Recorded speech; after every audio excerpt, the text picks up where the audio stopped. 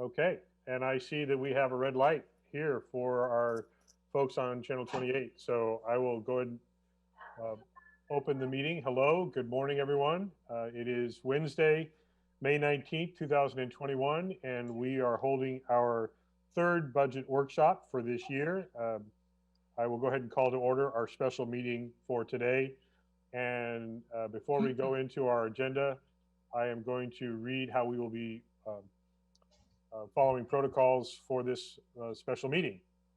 This special meeting of the Town Council is being held pursuant to Government Code Section 54953B related to teleconferencing of meetings. In addition, this meeting format is pursuant to the Governor's proclamation of a state emergency and executive orders where certain sections of the Brown Act related to teleconference meetings have been waived.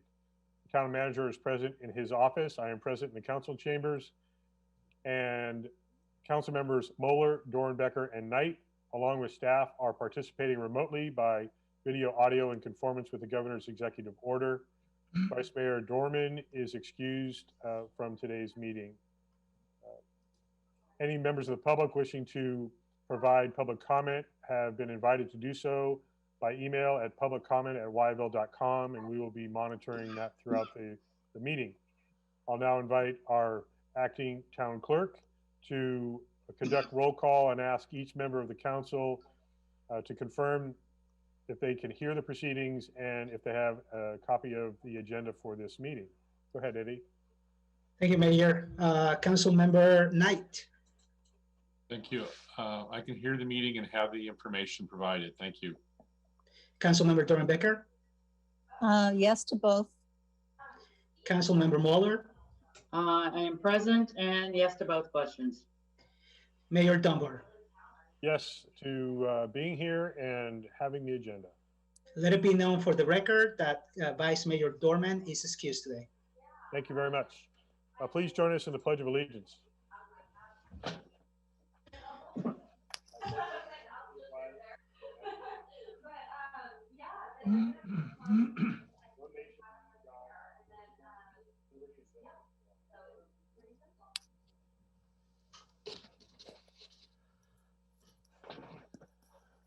Thank you all. Next up is the adoption of our agenda for this morning. Is there a motion to adopt the agenda? So moved. Second. I heard Councilmember Dornbecker motion, second by Councilmember Moeller. Eddie, roll call, please. Yes, Council Member Knight. Aye. Council Member Dornbecker. Yes. Council Member Moeller. Yes. Mayor Dunbar. Yes. Thank you. Checking again on public comment that's on any item not on the agenda this morning. Eddie, do we have any public comment? We have not received any public comment today. Okay, thank you.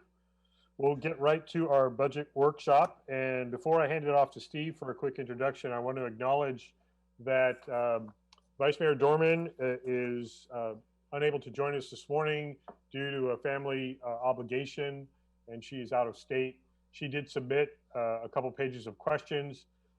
We will be touching on some of those as they are relevant during different parts of the workshop this morning. There are a couple that may require a follow-up after the workshop. So just acknowledging that, and they will be addressed as we get to the specific agenda items. So with that, let's go ahead and get into our workshop number 3, and we'll start off with Steve. Go ahead. Thank you, Mayor and Council. We're excited to be bringing the budget to a close. Today's budget focuses on our 2 enterprise funds. Enterprise funds, as you know, are ratepayer supported, and by council policy, there is no general fund subsidy. So those 2 funds. We will also be looking at our special revenue funds, which are generally restricted revenue funds, our capital projects fund, our equipment repair and replacement funds. These are actually internal service funds. Internal service funds, we raise money based on the cost to, for example, repair or replace a building, HVAC, or replace the fleet. We also have internal service funds in the general fund related to how we allocate risk management costs and also our IT. And then we will conclude with a nice wrap up of the general fund, as well as the policy changes recommendations made by the council. And then we will share some good news as to where the general fund looks like, because we do have some additional positive information with regard to our revenues that we will be sharing with you, as you know, as we do that summary wrap up. So with that, I'm going to turn it over to Celia, our finance director, Celia King, and we'll start with the enterprise funds. Celia. Okay. Thank you, Eddie. If you could just give me screen share ability, I will go ahead and start the PowerPoint. And while you're doing that, Celia, I just want to remind the council and viewers that we're going to go through each section as they are listed on the agenda. We'll pause at the end of each section for any specific questions before moving on to the next section. But we're going to try to get through each of the series of categories within each section before we go to questions and public comment. Okay, thanks, Celia. Thank you, Mayor. And I will try to stop screen sharing if there is a discussion that ensues so that there's a little bit more communication. If I don't stop the screen share and you think I should, please let me know. All right, so if you can see the screen, again, Steve outlined the funds that we will be reviewing, starting with the Water Utility Enterprise Fund. So we like to start with a bit of a background about the enterprise funds. We are in a 5-year rate cycle. The last utility rate study was approved and implemented in the beginning of 2018, and January 1st, 2021, it represented the 4th of 5 rate increases in that current rate schedule. The town cannot profit from water rates, as revenues generated are strictly meant to cover the costs of operating and capital, because capital improvement funds are mostly funded by the operating funds, which generates revenues from the cost for service and the water usage charges. Some legislation that affect the water utility rates, water and wastewater utility rates, are Prop 218, which provides regulations regarding rate increases, and also Prop 26, which is more focused on the miscellaneous fees and charges, and again, tries to guarantee that the utility enterprise funds do not make profit on the revenues that they collect. So how are utility rates doing at this point in as we near the end of the current rate cycle? We are encouraging water conservation, which can translate into lower revenues.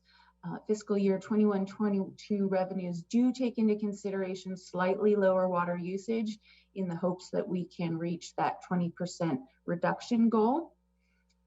The previous rate study did predict an increase in water cost, but it was much lower than the water costs have actually gone up. And so we also experienced some higher water costs based on some emergency situations where Veterans Home water was not available and we had to purchase water from City of Napa.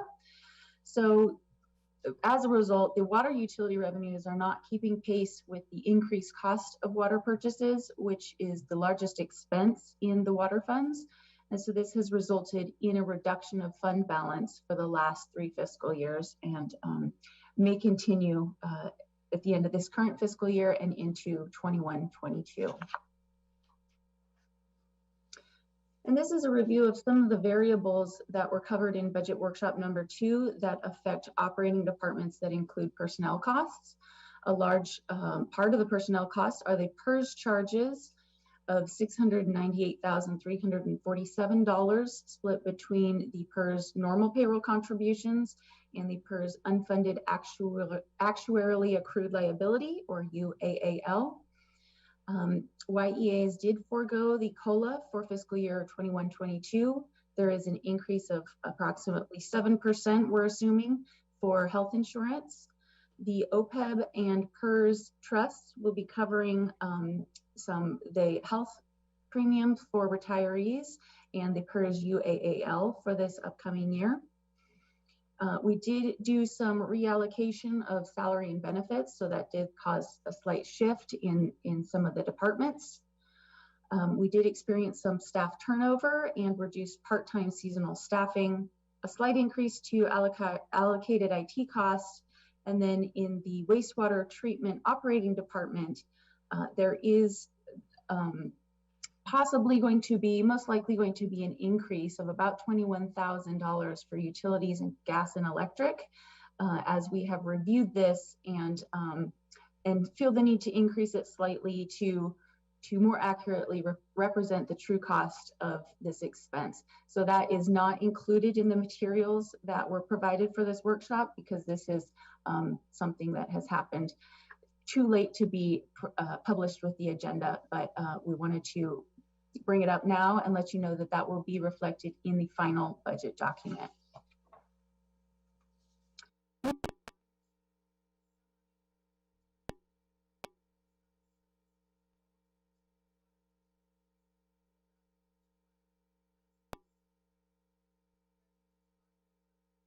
Expenditures. And here is that same information in a graph form. And you can see over the past couple of fiscal years, there has been quite a gap, and this is caused by the increased cost of water purchases and those emergency water purchases with City of Napa. This matrix shows a roll-up of all the water utility budgets, and it is decreasing by 35%, and that is mostly attributed to, as you can see in the capital outlay line item, a large reduction in capital projects. And that is because in the current fiscal year, we had the Washington Park Emergency Replacement Project, which was about $1.1 million. And we have significantly less capital projects in the Water Capital Fund in 21-22. And these expenditures will be reviewed in more detail in the following slides. And I'll hand it off to Joe to talk more about those operating and capital expenditures. And before we get started, Councilor Dornbecker, do you have a question we need to ask right now? Well, it is about the water utility operating fund. I had a question about the investment earnings in account number 3301 that have fallen from $16,705 to $350.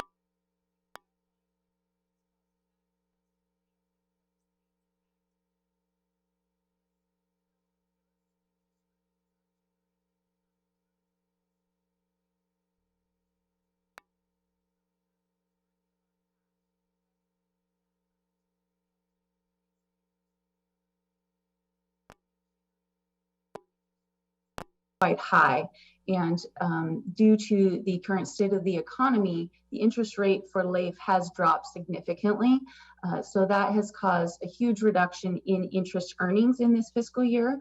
And also, since Fund 61, the Water Operating Fund, does have a negative fund balance at this point, it is not generating any interest earnings because the interest allocation is based on the fund's fund balance. And so all the funds get a percentage of the interest based on their fund balance.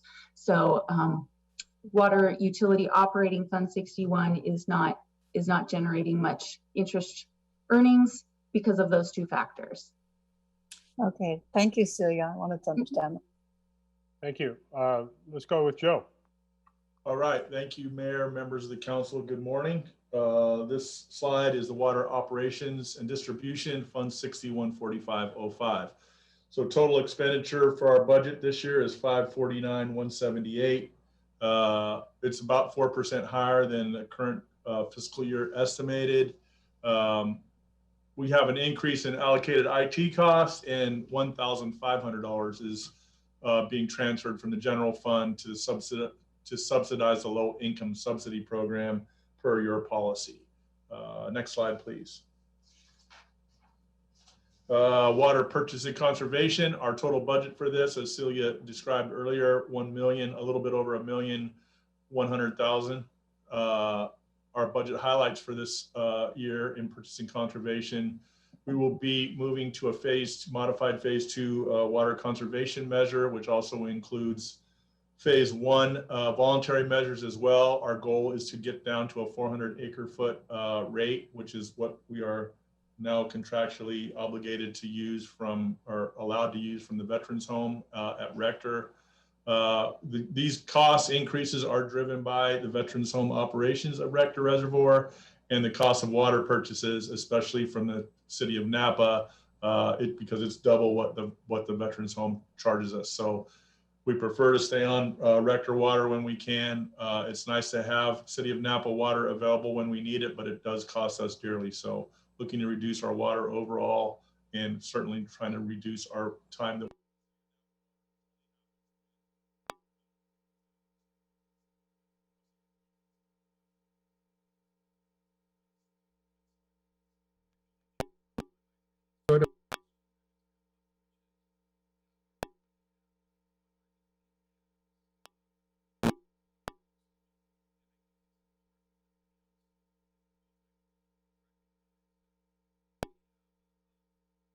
tiered rate structure. So ours actually is broken down into a fixed charge, which covers the cost of the staffing, oversight, administration, and the distribution system. We have a smaller charge, fixed charge for system replacement costs that helps us to build up. And then the last component is actually volumetric water consumption. So the reason I'm sharing this is that even though we're going to have potentially reduced water consumption, the town will not have a negative impact on recovering our fixed costs that covers the personnel, labor, materials, et cetera. So just something that's, we have a very positive rate system in terms of how it works in a situation like this. So revenue will come down in the purchase category, but we will not be negatively impacted in the fixed cost recovery. Okay, so going along with that theme, this graph tracks the increase of the cost of water purchases from the Vets Home over the last 10 years.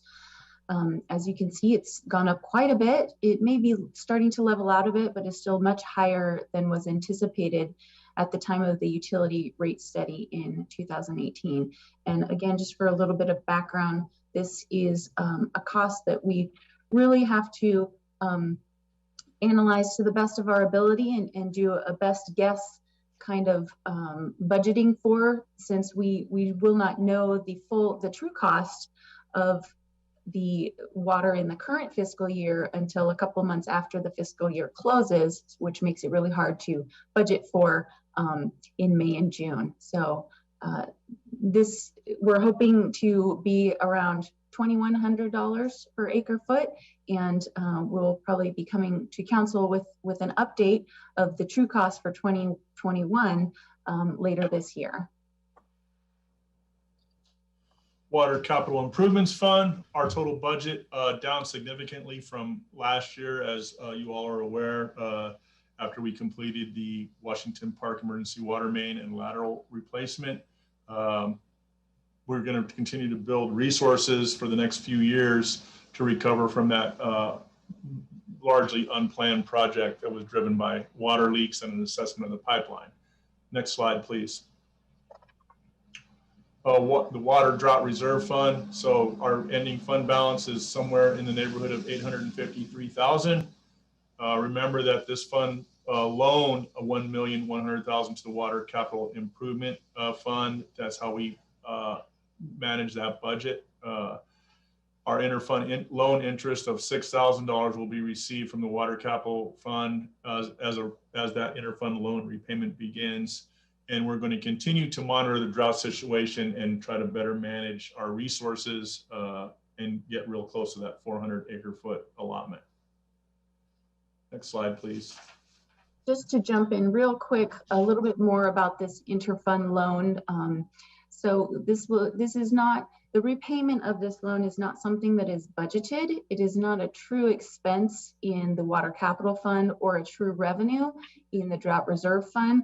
It's really accounting wise more of a balance sheet transaction. So you may have noticed in the Water Capital Fund, there is a fund balance allocation for the $122,000 that is due to the Drought Reserve Fund. So that that transaction will happen at the year end as we move that fund balance from Fund 60 into Fund 57. So each year there will be a reduction of fund balance in Fund 60 and an increase in fund balance in Fund 57. So I just wanted to point that out as to why you don't see that as a budget line item.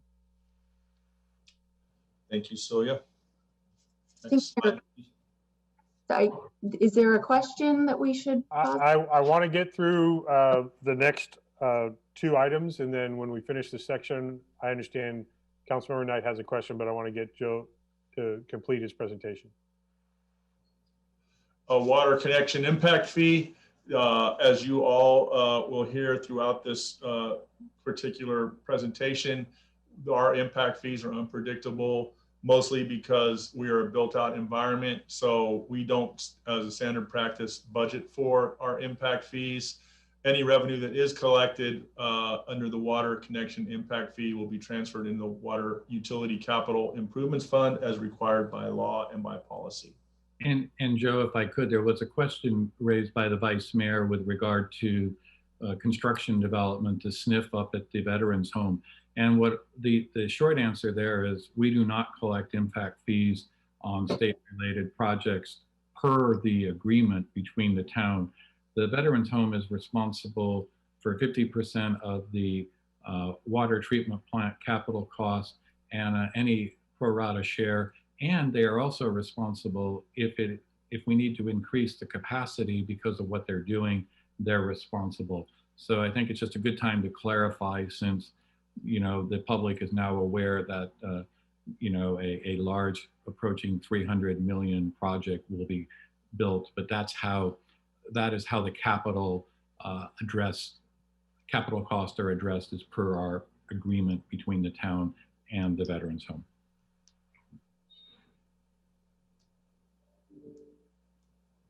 That is the end of the water utility funds. Okay, now I'll entertain questions. Councilmember Knight. Thank you. Just a quick question for Director Tagliaboschi. Going back to the Water Fund 60, Department 4500, the Water Utility Capital Improvement Fund. In the department overview, you talk about, because of the expenses to do the work of the emergency Washington Park water main replacement, that some projects have been, or other large projects have been deferred to 2025, 2026 capital improvements. I just wondered if you could briefly let me know what we're talking about in terms of what were deferred. Sure. If you look at our CIP list, we generally, as a rule, try to relay water lines, repair, replace water lines before a major paving project.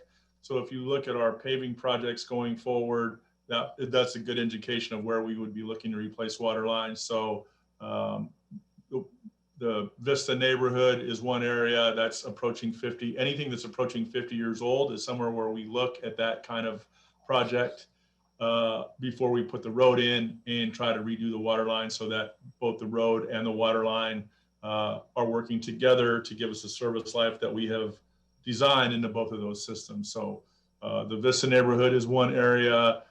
Some parts of Old Town are reaching that age. There's probably 2 or 3 of those kinds of projects, Councilmember Knight, that would be on the list if we hadn't spent that $1 million last year and really kind of put the water fund under pressure. Thank you. And just another quick question. Looking back on the, I guess, the assessment you did for Washington Park's water main replacement, there was some commentary about you were looking at over the whole system, and there was a question about whether you replaced 2/3 of the line and that a third may be able to wait. I was wondering if you just tell me, in the end, when we did the work, did we, is there still some work to be done in the future? Did we do 2/3 of the work in the last year? We did the sections that were rated yellow or red, and the sections that were a bit higher rated and considered in better condition, we left alone. So probably 2/3 is a good safe bet on how much of that system. It might have been a little bit more, a little bit less, but the system that remains and wasn't replaced was in good condition and didn't need to be replaced. So we replaced everything that was on the list as critical. Either it was rated yellow or red. So both of those were replaced. Both those conditions were replaced. So would the rest of the line be then out in 5 years, or you think it could be longer or something? I would expect that would be 25, because we're about 25 years for that subdivision. So I'd expect that it'd be in the 25 to 35 year range, Councilmember Knight, before we have to look at replacing that other section. Okay, thank you. Yes, sir. Councilmember Dornbecker. Thank you. I don't know whether this question is for Director Liston or for Director Taliabashi, but on the water connection impact fees, what are those fees based on? Or is it the size of the property? Is it the size of the building that's going to be there, or the number of bedrooms or bathrooms? Or I'm trying to figure that out. I can answer that one. Water impact fees are based on the type of use. So new residential projects have different rates for single family residential and multifamily. Commercial is based on the size of the water line that they need to service the property. And those are for new construction. And then there's a multiplier that's used for additions to both residential and commercial properties. So I have one more question, and that is that since that is the significance of that fee is falling because we're almost built out, do we have any ideas or any mitigation for that dependence on that fee structure? I'll take that one. Great question. The theory behind the council's adoption of impact fees is that you initially identify what is going to occur that is going to be induced by the growth. So that could be projects, intersections, police, fire. So over a 20 or 25 year cycle that the council previously adopted with that rate, we will start reaching where in theory, most of those projects or improvements should have been completed and built. And one of our challenges obviously is while it's probably time to update the impact fee, the cost of doing so, in my opinion, will probably be more than what we're likely to develop with the remaining, as you pointed out, small number of parcels as we're built out. So at this point, we're maintaining that rate structure. It does adjust by what is a CPI related factor, but great question. And that's why we continue. You don't see us plug any money in. Many communities have a historical, they have an ongoing rate of development. We don't. We go up and down. And so we are helpful, grateful if we get some, we project 0, and then we do the adjustment at year end. But you are absolutely correct that it's really a declining revenue. And in this particular case, in all of the projects, it's really backfilling what the town has already paid for. Thank you. We also need to acknowledge that depending on what happens in the state legislature, there are many bills related to housing and increased density, even in single family neighborhoods. So if the state mandates that we allow duplexes, triplexes, fourplexes where current single family homes are, we would be seeing impacts to the system then also. It's not just about what exists and what doesn't exist. We've seen the same, I wouldn't say the same, we've seen some impact related to accessory dwelling units as well. And the fact that we are not charging the same rate for an ADU, that's a small impact versus the full-size residence impact to the system. Correct. And part of that is there even may be legislation that takes away the ability to charge impact fees that have been, adopted. And you are spot on. We collect little to no impact fees on ADUs at this point based on change in legislation. Joe, I do have one last question before we move on. It relates to the Calvet staffing up of the water operations with Rector Reservoir. Do we feel like we've absorbed what our portion of that increase staffing costs are in our numbers already? I think as a staff and the finance director is probably better equipped to answer this question than me, but I'll take a stab at it. I think as a staff, we are always concerned that we're very diligent about how we build out the operation of the veterans of the joint treatment plant. We kind of keep those in an orderly fashion. At the vet's home is billing us based on who's actually working at the plant. So we're still trying to drill down into that, Mayor. We feel we're getting a better handle on it, but we think there's still some work to do, and so you can have some. I'm going to say, Mayor and Council, to that question, we do believe that they have increased the staffing. You may recall that we sent a polite letter asking for more detailed information at the end of last year's billing structure, which has remained unanswered. But to your point, there may be a position or some movement in the ranges, but we do believe that they have made most of the hiring decisions, which we support. We strongly support. While we know it has an impact on rates, we also know that there's running a utility system requires a certain level of staffing and maintenance and things like that, and they were getting behind. So we support it. So I do think you're right that I'm going to echo what Finance Director King said earlier. We're hoping that maybe we're going to start to see a plateau in our costs. One thing I will need to share, because some people will say, well, if we're going to buy less water, then the cost of water is going to go down.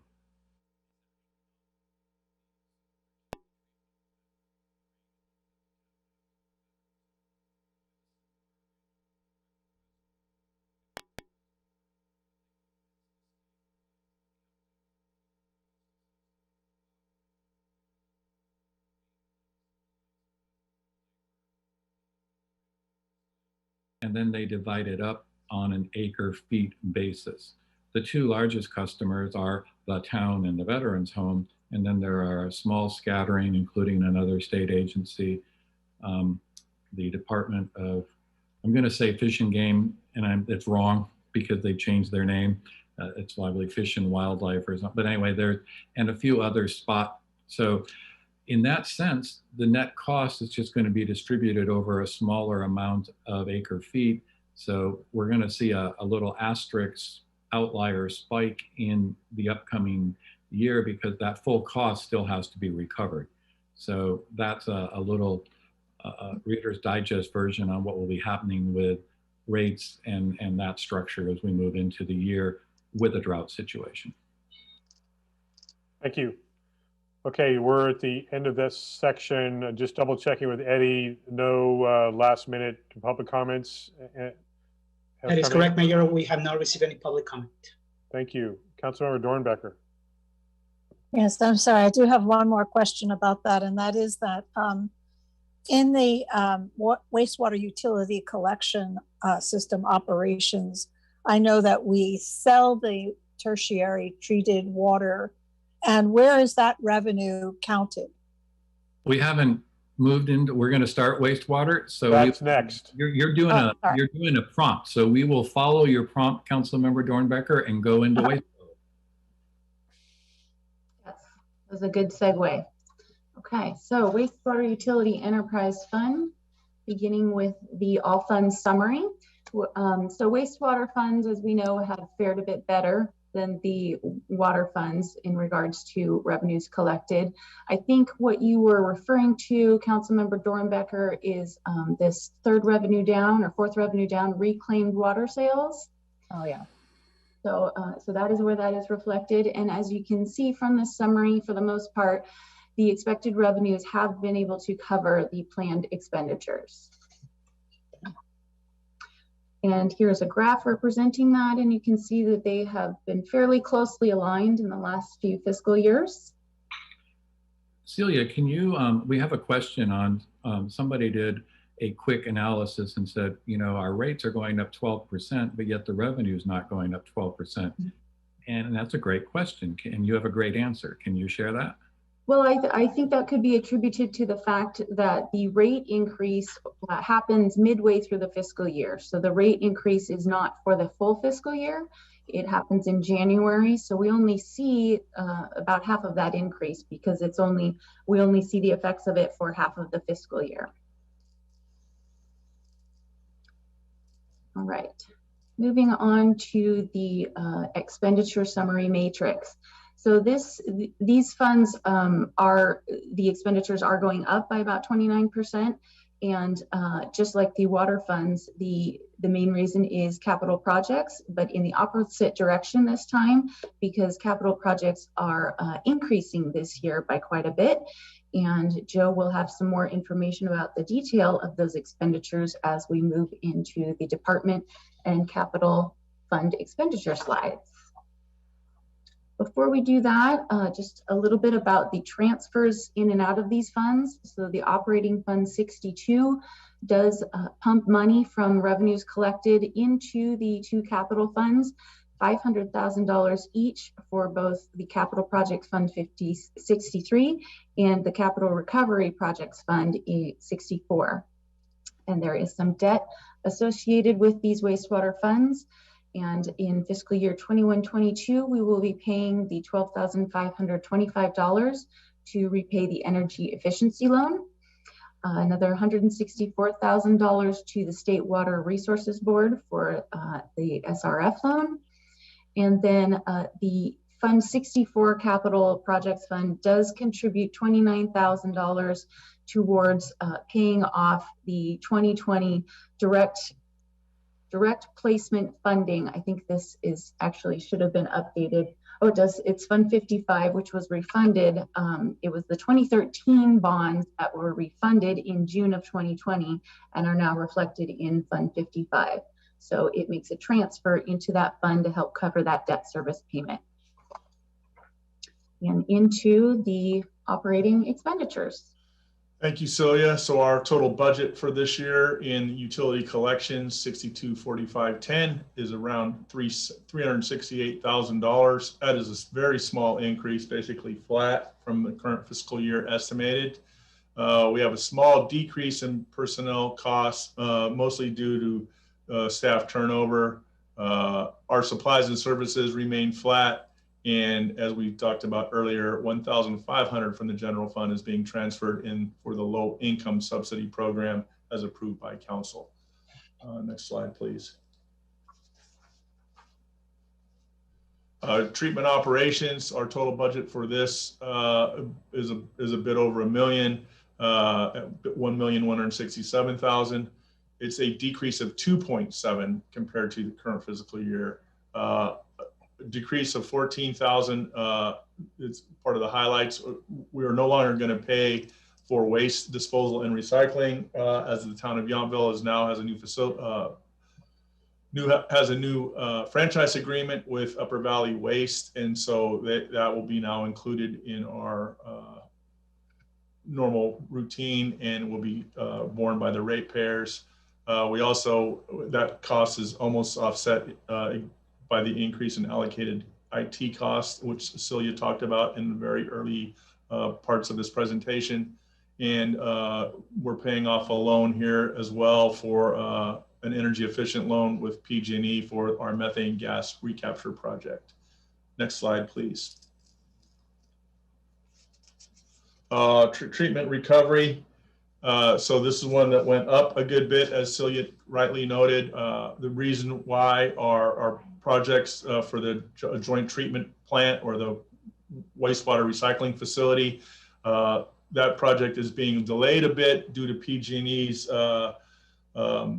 projects backlog. So it's going to take them a few months to get in and relocate some of the electrical lines that have to be relocated. So this project will start in earnest at the beginning of next year. The Veterans Home share of those costs are expected to be about $362,500. We also are servicing that loan that we talked about earlier, and it will be fully repaid in 2026. And Fund 63 will be able to meet our reserve minimum established by our rate study, as well as reflect a positive unreserved fund balance. Next slide, please. The collections capital. This budget is $544,500. It's an increase of 105% over our current fiscal year. We have a couple of big projects, at least one, 337,000 is budgeted for our inflow and infiltration reduction, or I&I. If you all recall, we discussed this earlier this year. We did an assessment on trying to increase our force main that runs between the joint treatment plant and the pump station here in town.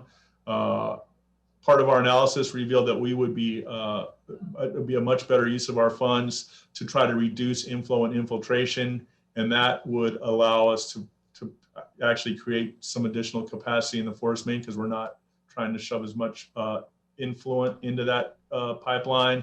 So we're budgeting a big project, much bigger than we usually budget, around 160,000 for this program, and this year it's almost double that. As Celia mentioned earlier, a transfer to our debt service fund to cover our share of the direct placement financing of that lease revenue bond for the Madison Yount sewer project, which we refinanced last year, I believe. And this fund also meets the balance established by our 2018 rate study and retains a positive unreserved fund balance. And Mayor and Council, if I may add, as you know, we are watching what is going on in Washington, D.C. anxiously, because there's some indication that there may very well be some infrastructure grant funding for utilities and related projects.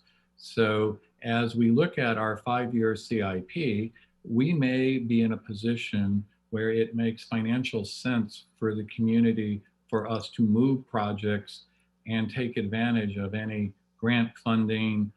So I just want you to know that Joe, John, and I and the team we're watching that on a daily basis, so that if there are some grant applications, that we're prepared to move forward.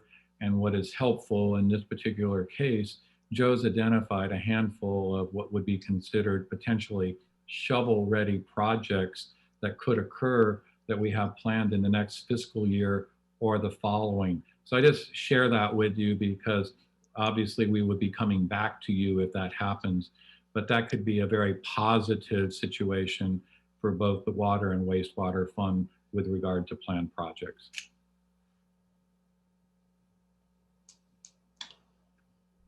Sorry, Joe. Councilman Dornbecker, I know you have your hand up. We're going to get through the presentation, then I'll invite questions. Our impact fees, again, are pretty unpredictable because of our built-out environment. So we don't, as a standard practice, budget for them. Any impact fees that we do collect will be transferred into our wastewater collections capital improvement fund, as we have mentioned in our other funds. Next slide, please. So just to wrap up our utilities programs under our capital projects for wastewater, we have the inflow and infiltration program that we talked about. Our annual sewer main replacement and repair program is budgeted for $84,000. As you may remember, that's required under the terms of our permit. The inflow and infiltration and sewer main replacement are required elements in our sewer permit that we would just went under and reissued this year. Plant equipment replacement program, so nothing planned for that, but should something fail prematurely, or we have a program that meets that replacement program guidelines, then we would certainly use that money. In the meantime, we'd just build fund balance. Pump station equipment replacement is in the same category as the plant equipment replacement, except it's the pump station. So nothing planned at this point to be replaced, but should something prematurely fail or something be needed at the plant, this would be the fund that we would rely on to help pay for those, for that equipment. And then finally, our water meter replacement program. As you recall from our last council meeting, we will be replacing our meter reading equipment because the vendor is changing over to a 4G format, and we're at 3G. So we will use a portion of this, I believe around $9,000 to complete that program. And we are on our way to replacing those that meter reading equipment right now. So that will continue through next year and use a small portion of the meter replacement program. I think that's it. Next slide. Happy to answer Okay. questions on this one. Thank you. Before we go any further, Councilmember Dornbecker. Thank you. This question is for Director Taliabashi. Will you please clarify under wastewater fund 624515, when you were talking about the renegotiated franchise fees for waste disposal and recycling? I believe the last little sentence you said was that those franchise fees would now be borne by the ratepayers. Is that correct? Yes, I believe there was a question that we had earlier from one of the council members, and they were asking whether that fee would just go away or that would be covered by the ratepayers from the Upper Valley Waste Management group, and that is indeed the case. So those fees will now be covered by the ratepayer, as is the case with most municipalities now, including ours, thanks to the hard work the board's done on our franchise fees and the renegotiation of our franchise fees. So yeah, to be really clear, the town will not experience a bill from Upper Valley for services that we have previously. So we will not be paying for those. And what has happened is that cost gets redistributed throughout all of the operating costs of Upper Valley Waste Management. And then those will be shared in the fee structure that Upper Valley has. So again, there are ratepayers, many of us, if you pay your garbage bill, it does not go to the town, it goes to Upper Valley. So those costs will be absorbed into and distributed through Upper Valley's rate structure. I see, thank you. I'll invite Councilmember Moeller if she had anything further, since she's our representative on that Upper Valley Disposal Board, how that plays out in real time for our residents. Some of the main goals in the restatement of the franchise agreement was really to modernize the whole way we do business. And, you know, we have a JPA, as everybody knows, and it's quite a unique structure. Typically, we work with other governments or on other boards, but in this case, we have a relationship with a private company. So what we try to implement is best practices throughout the industry and modernize how we're doing business. And you know, I'll be bringing back the proposed rates probably in June that we're going to adopt on the board. In July, we have a lot of new regulatory requirements imposed by the state, and so that's kind of like part and parcel. The very short version of what we did when we restated the current contract with Upper Valley Disposal Services and Clover Flat. Does that help? Okay, thank you. Yes. And just in that regard, garbage rates will now include, just like Mayor, you talked about some other state regulations and various things. There will now be new recycling and food composting and a whole lot of other things that the company will now be required to do, and with regards to landfill operations. So garbage costs, unfortunately, will probably be going up a bit. Thank you. And just just one thing to add too, some of their rates, just like we're kind of talking about in the water and the wastewater during the pandemic, a lot of the businesses just decided to turn off their service. So unlike what we have done in water and wastewater, we have some baseline fees. We didn't really have that in the garbage service. And like these other utilities, you really need to maintain these operations. You just can't, you know, sell trucks and lay off people. So all these infrastructures and these utilities really need some baseline income just to kind of maintain them, you know, with ups and downs of various things that happen in our economy. Thank you. Yeah, it's a reminder. There is a very similar structure in that we are all using the system that exists, and regardless of, like you said, in the water situation, regardless of how much water you use or don't use, you're still benefiting from the system existing. Otherwise, you could be in the unincorporated area on your own septic and your own well. And that's a very different circumstance. We have costs that don't go away when we conserve water, just like it doesn't go away when the state obligates Upper Valley Disposal Services to have additional operations. So we do still need to get our garbage collected and our recycling collected. And so there is a cost associated with those things. Councilmember Knight.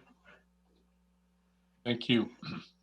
Quick question for Director Tagliabashi. The $337,000 that we're investing in inflow and infiltration reduction, is that, I thought I read somewhere where we have like clay lines partially through town. Is that a sleeving of those lines to reduce inflow and infiltration?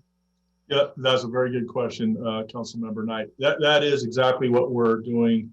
If you recall the process we talked about that went before the council, I think in early April, that's our product of choice at this point, is what they call slip lining. So you bring in a liner, reheat it with steam, they expand it to match the diameter of the pipe, and it seals everything up very well. So the days of dig, lay, and backfill, at least for sewer lines, are mostly going away, and this type of technology is replacing it. So that's what we plan to do on A line, which is along Beard Ditch. The majority of this work will be done along A line, Beard Ditch, because that's where we see the majority of our inflow and infiltration. But there are other places we've studied that will also receive the same treatment. Thank you. Yes, sir. Thank you very much. And then maybe a question for the town manager. I noted we're in the 4th year of a wastewater and water rate increases. The 5th year will be in February of 2022. Is there in this next fiscal year, is there budget monies for assessment or rate study for potentially a future, or will that occur the next fiscal year, 22-23? You are correct, Councilmember Knight. It will occur in the next fiscal year. What will likely happen this fiscal year is we will conduct an RFP for a rate setting consultant and get all of that started and then fund it in the next fiscal year. Typically, those types of processes can take anywhere from 3 to 6 months. Okay, thank you. And a reminder that depending on what gets through the state legislature and also the federal government, there are significant monies at the state level being discussed for drought mitigation at the local level. And so that will obviously have an impact, hopefully in a positive way, to the analysis of the rate structure next year. And Mayor, just to point out, we talked about the grants, and that falls into the best thing that I would say is there's a lot of stuff in flux, and there may be some money. We have to understand the conditions that come with it. But as a staff, we will be aggressively following all of that, and where it's possible and makes economic sense, we will be pursuing. Thanks. Joe, I have one more question as it relates to our out-of-town reclaimed water customers. How does that benefit us, just very generally speaking? Roughly how many do we have? I think we're close to double digits on that if we haven't already. And how does the fact that we have contracts to share our recycled water with them improve our situation? Sure. So we added several customers during the last project that was done prior to my arrival. We were just finishing that up. The good news is that last year, in drier years, we tend to recycle more than wetter years for a variety of reasons. But last year, we recycled 93% of our wastewater. So the vet's home takes 50% because that's about what they contribute, and they use that to irrigate the golf course, and the rest of that water goes out to our ag customers. That line was created back in 1977 and used to feed a golf course, Chimney Rock. Now Chimney Rock Winery is included in that.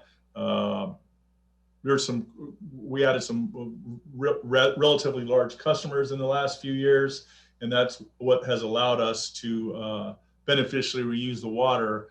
I think the other benefit from this relationship is that we don't have to necessarily discharge to the river as often or at all, depending on the type of rain and weather we get. And that gives us a favorable position when we negotiate our permit with the state water board. It also just stops that kind of effluent into the Napa River, which our water is tertiary 22 unrestricted. So it's almost what, with a few more steps, it would be drinking water. So it's a really refined product. And to be able to recycle that much water, we're pretty much the envy of most plants that run a recycled water system. So it puts us in a really favorable position for a variety of reasons, Mayor. It does, but I'll also share that it is not cost recovered. The rates that we are charging represent less than 20% of the cost recovery related to it. And that is for many of the reasons that Director Tagliabashi mentioned, including the fact that our relationships to this practice date before recycled water was viewed as a commodity. When the town started it, many of our purchasers were like, well, we'll take it, but you're going to have to give it to us. So now you're seeing the evolution of recycled water, especially at the level that Director Tagliabashi talks about that ours is, that it's a very desirable commodity. And you're seeing some different rate structures. For example, Napa Sanitary with what they've done in Coombsville and other areas. But I think part of your question was, how does it affect our rates? And we're getting some negligible cost recovery towards that. And the rest is borne by the ratepayers because, as the director pointed out, we have an obligation under our state permit to discharge of the water, and preferably in the way we're doing it and not into the river. Well, it's more than just them suggesting it. It's mandated that we don't.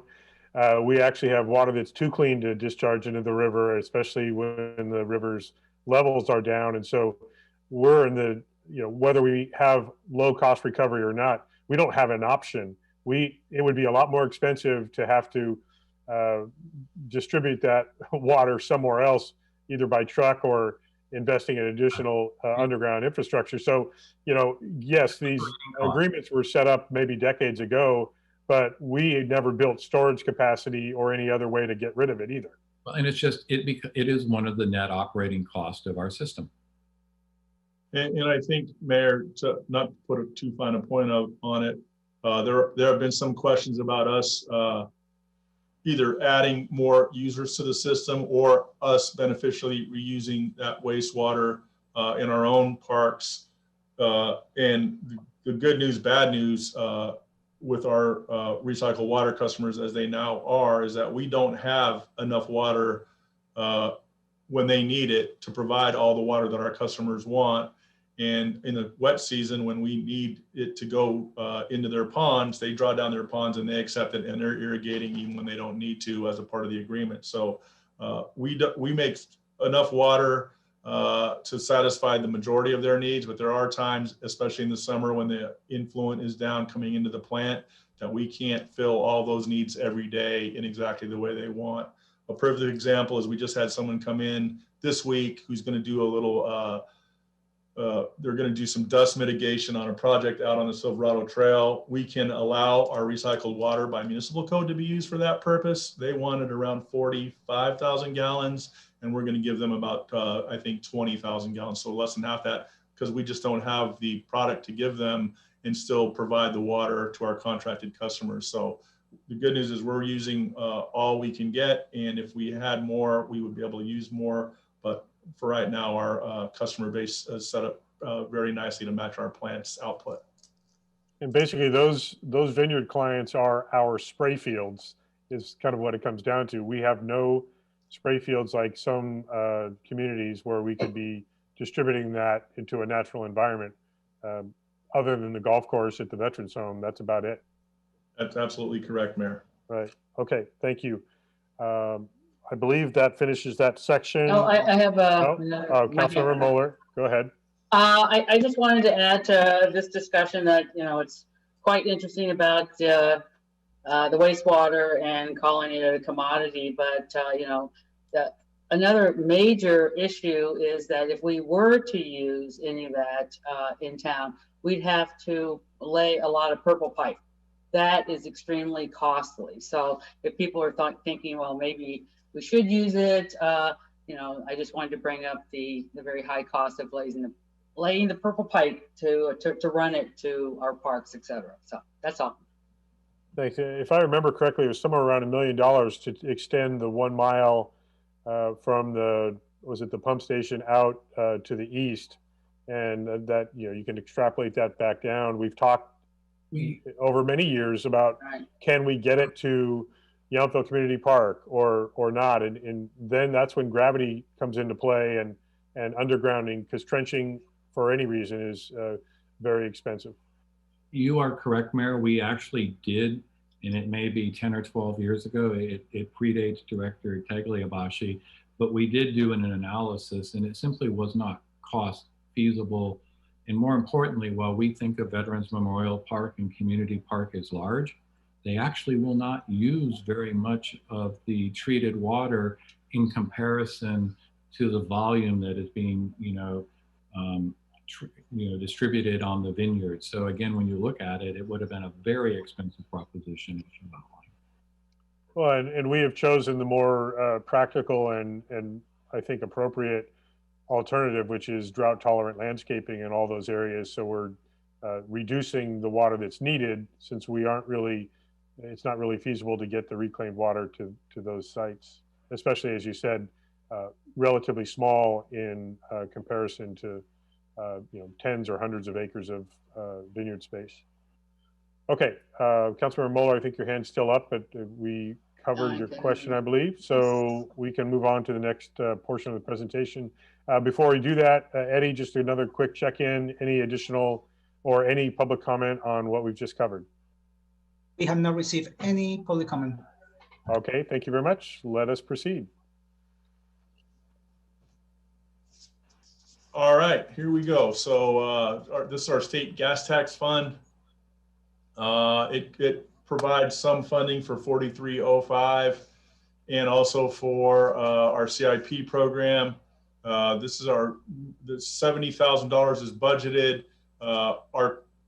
Your budget package has a different revenue number right now. It's down by about $12,000 from what your package, because the numbers are changing a little bit as we get closer to the end of the fiscal year and they gather more data.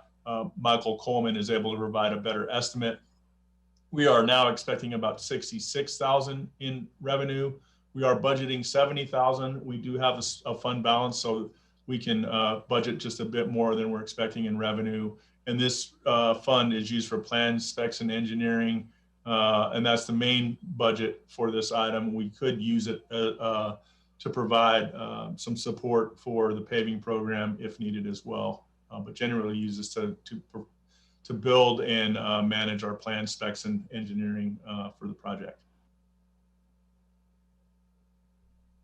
Thank you, Director Tagliabashi. Just to jump in a little bit and show the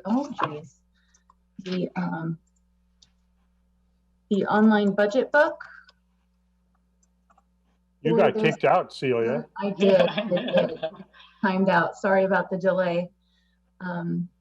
So we are doing the online budget book this year, and I just wanted to show a preview of what the story would look like for capital projects, because it is a little bit different than the operating departments. So once this loads, of course, we have our full summary at the top here, and then the revenues and transfers pop in here. So this is what we will be modifying a bit to reduce these down to that 66,000. And then we have our expenditure snapshot here, and then all capital projects funds will have the expenditures in detail by project. So two different ways of looking at that. And then down here, we will show the fund balance activity. So where it began, and then a history of the total revenues and expenditures coming up down to the net ending fund balance and change in fund balance. So just wanted to show our online budget book one more time in this workshop. And hopefully You can see the PowerPoint again. Yep, absolutely. All right, so here we are, Measure T. So the previous special revenue fund developed a plan, specs, and engineering for this for these Measure T projects. So total expenditures are expected to be $525,000. That's what we're budgeting to continue with our annual street maintenance and paving program, MT 3022.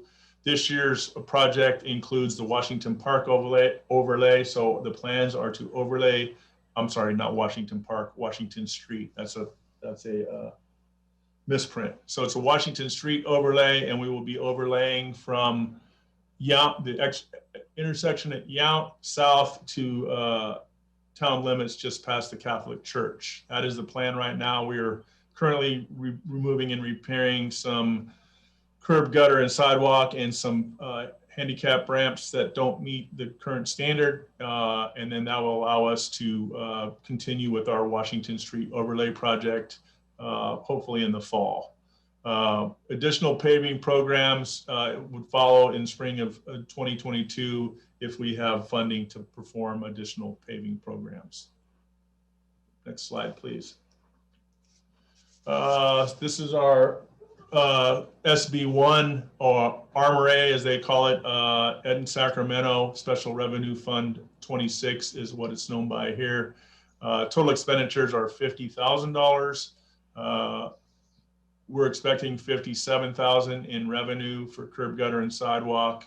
We're going to budget $50,000 to continue with our curb, gutter, and sidewalk replacement.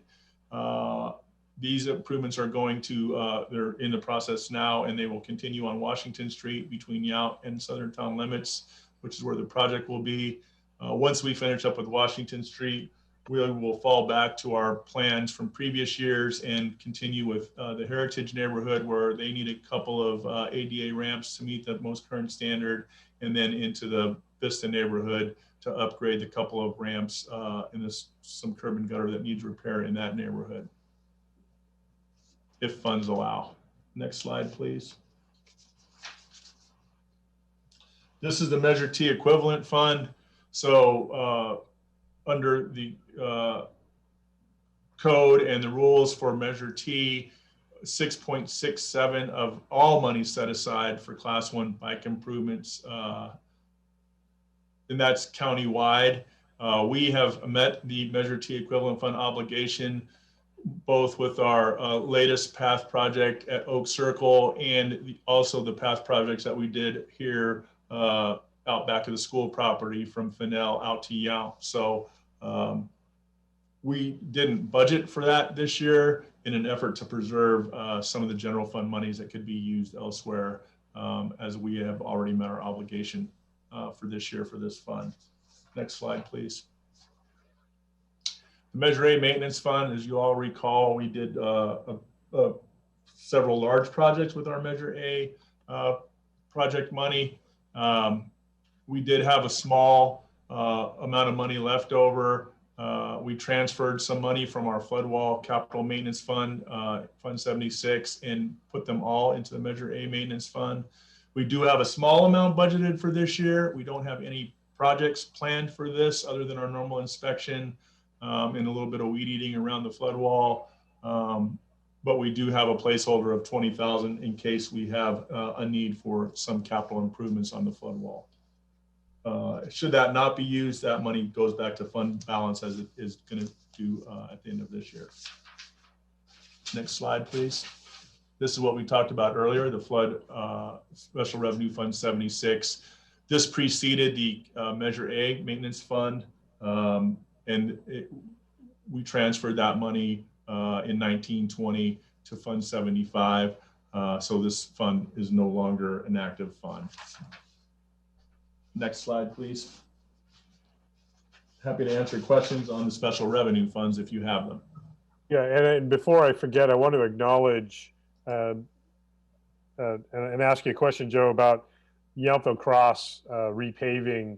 Do you know if the county used SB1 funds for that? I want to first just acknowledge that they took a disaster stretch of roadway that was critical to Yountville and finally repaired it, which is appreciated. So I wanted to call it out, and I just wish that they would do the same on Fennell Road, because that's mean, when it crumbles under the weight of a bicycle, you know it's in bad shape. But you know, if that is that how they funded that Yountville Cross? You know, I'm not sure, Mayor. I would imagine they used several pots of money, both gas tax, SV1, and probably some Measure T funds as well. All of those funds are much more robust than the funds that we get. We get $50,000 or $60,000. They get several million. So they use a variety of pots of money, and I'm sure they use all of the SB1, gas tax, FUTA, and Measure T to pave out there on Yountville Cross, and they're also paving out on Silverado Trail as well. That's an in-house crew, county crew, that's doing that paving work. I know they've used some SB1 for other sections of Silverado Trail, which is also very much appreciated. Councilmember Knight. Thank you. A couple questions for Director Tagliabashi. When the town wants to do projects like bulb outs and streets, is SB1 funds the typical fund that we use for those projects? But in the days when the school was active, you could use a Safe Routes to School fund, and I believe those bulb outs were done with Safe Routes to School funds, but you could use traffic calming money or any of the gas tax SB1 money would be allowed to be able to use for that purpose. Our ADA money would also be able to be allowed to be used for that purpose. Thank you. And a quick question on Measure A maintenance funds. You talked about in the goals and objectives for the years that you do training exercises with public works and first responders to operate the flood barrier. I was just curious, when you do that, is that an event that you're alerting the neighborhoods to? Does it take a couple hours to put up those wall barriers in the entrances to Rancho and Buena Vista? Is that part of that flood barrier operation? Yeah, it doesn't take that long. We generally leave one side up. We do notify the neighborhood when we're doing that, just so they're not alarmed. It doesn't take that long to put them up. But we want to make sure that if it's ever needed, which it hasn't been, that we're prepared. Okay. Well, thank you. I do have one follow-up question, Joe, for you about the Washington Street overlay that you mentioned would potentially be this fall. I'm sensitive to the timing of that. We're coming out of an economic pandemic situation, and it will be harvest potentially, at least during a high volume of visitor participation in the valley, and it's more sensitive than ever, I think, to not tear up our main street in the middle of high visitor time of year. Could you just address how you're going to be scheduling that? Sure. As you know, we generally don't prefer to do work in the evening. This may be one project that lends itself to that rather nicely. They could do some of the grinding work and some of the prep work in the daytime without much disruption. I mean, there'd be some traffic control, but it wouldn't be the whole street. It would be in sections as they work down and do the work they have to do to get ready for the paving. But we've been discussing this with the town manager and the deputy director, trying to find a schedule that would work in the evening, similar to what they did out on Highway 29 a few years ago, if you recall that. It got started sometime around 10 p.m., so just after our restaurants, the majority of our restaurants closed, and they would be off the streets by 6 or 6:30 a.m. before the businesses get going again. Right now, we think that would be the best case scenario. We would come to you all and the town manager before we had any of that plan was enacted, would be a part of council discussion. Yeah, and we certainly need some outreach for if it's basically Younts Street South. We've got somewhat close proximity to residential, not immediately adjacent to, but still close enough that they could hear a grinder. And also some of our lodging properties that would be heavily impacted by that. So we can minimize the disruption to the residents as well as the visitors. But certainly we know our streets are completely empty after hours. And so there's maybe a much faster process to go through then without the traffic mitigation measures needed during the day. That would be our goal, Mayor, is to provide the minimum amount of disruption and get the project completed in an efficient and effective manner. Yeah, great. Thank you. Just wanted to highlight that piece. So I don't see any other hands. Eddie, just again, confirming, anything come in? We have not received any public comment. Thank you. So let's move on to the next section. Here we go. Capital Improvements Fund. Next slide, please. So this is just a snapshot of some of the work that we have planned for this year.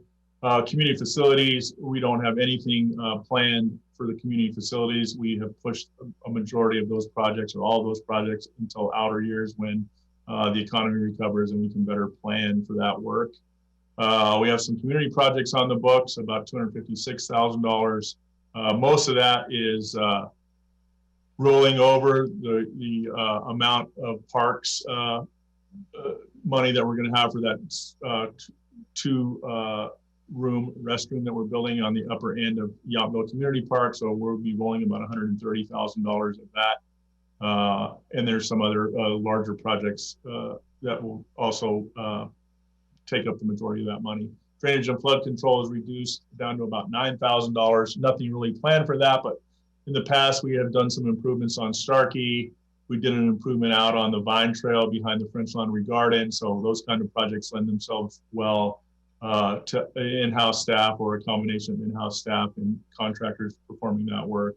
Parks and Recreation, that's that job that I talked about with the parks restroom for $130,000.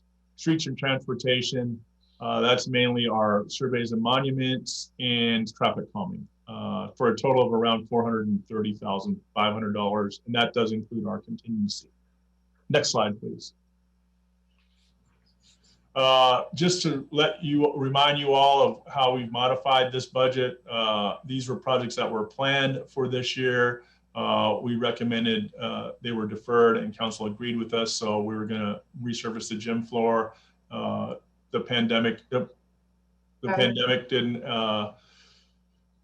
I mean, we weren't using a lot of these areas, so it's not really going to harm us to push these projects for a year or two. Enclose the barbecue area for storage. That's a $40,000 project. We plan on doing that in-house. Our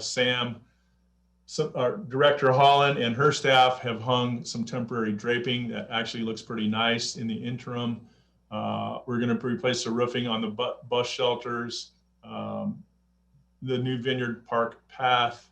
So we're going to do some design work on that and get that going. We were going to replace some play surfaces and replace the muni ops truck. And we pushed all of those out to outer years until the economy recovers and we can better plan for those capital expenditures. That's about $450,000 worth of projects that we delayed or deferred.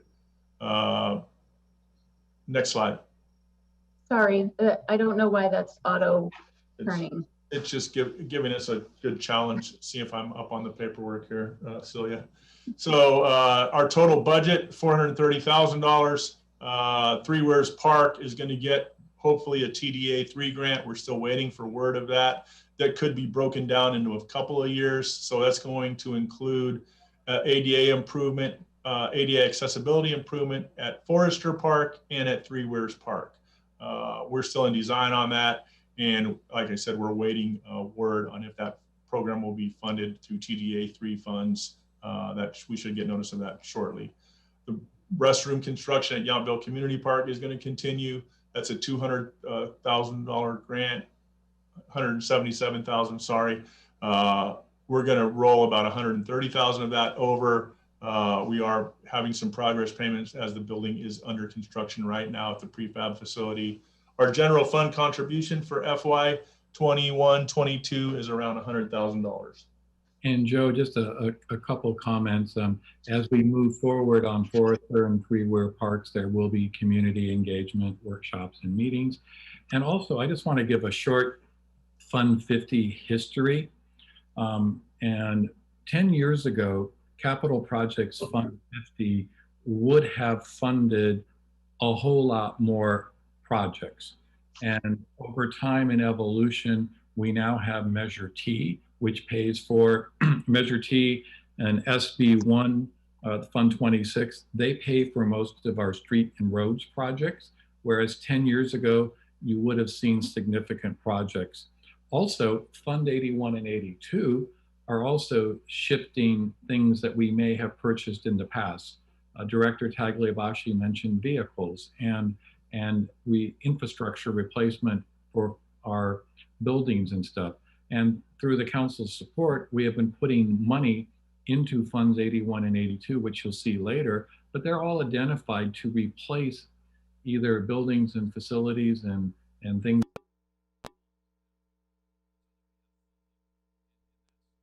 Use the need or the types of projects that would get funded out of Fund 50. So it also reduces potentially how much money that needs to go in.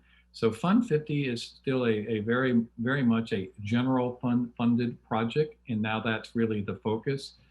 So you don't see the utility. You would have seen a whole lot more coming out of here, and now we simply have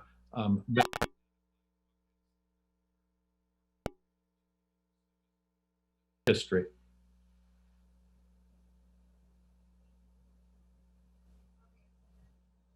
All right, Washington Parks, Park and Path. This is the one we talked about earlier, and that our town manager was reiterating that we would have some stakeholder meetings and some neighborhood meetings so that we can explain what this project is and what it isn't. For those of you listening at home and for our council, this project will include Three Weirs Park and Forester Park, both in green on this map. It's to give ADA access to our town-owned facilities as required by law. There is another piece that you'll notice on Vista Drive that goes around on Forester. That is not currently planned, as we don't have funding for that. If we identify a funding source, then we would of course include that. It is definitely on the books, but we're waiting for a funding source to help fund that project. Next slide, please. Our restroom at the Yountville Community Park. This is an artist rendering of the restroom. It's a $177,000 and change grant, and we're going to roll about 130,000 of that into next year to allow us to complete that work. We do have a little bit of on-site work to do before we're going to demo the restroom out, prepare the foundation, and then this building will come as a prefab and set on top, and those crews will tie the building in, and that should happen sometime next year, in the early part of next fall. Next slide, please. We are applying for some EV charging stations. There was a grant out from MCE and the state of California. They partnered up. We are looking for opportunities such as this grant that we're applying for now that funds 100% of a EV charging station install. We applied for a grant earlier this week. Typically, these grants are open for a very short period of time. They don't have a lot of money in them, and the grant funds are used up or allocated fairly quickly. Yesterday was no exception, or earlier this week was no exception. It was supposed to open for a 3-hour period for applications. It was only open for around an hour and 15 minutes, and it appears that all of the grants will be allocated for this fund. As I said, we have a slim chance of getting some grants on this one, but it's a 100% grant funded program. Partner with MCE, our Marin Clean Energy, and the state of California to provide more EV charging stations. So the plan for staff would be to take this planning process through our normal process, which would include some discussion at PRAC, a discussion with the town council, so that we would have maybe a small inventory of sites that we could pull out of that bucket and apply for these grants as they become available, because they don't come very often, and it typically is a very short opening and closing period. So that's our plan going forward for our EV charging stations program. Next slide, please.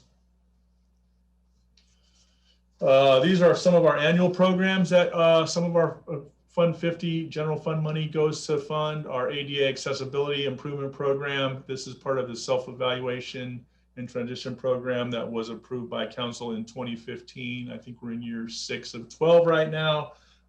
We have reduced this budget, as we talked about earlier, to reflect our more current state of our economy and our resources.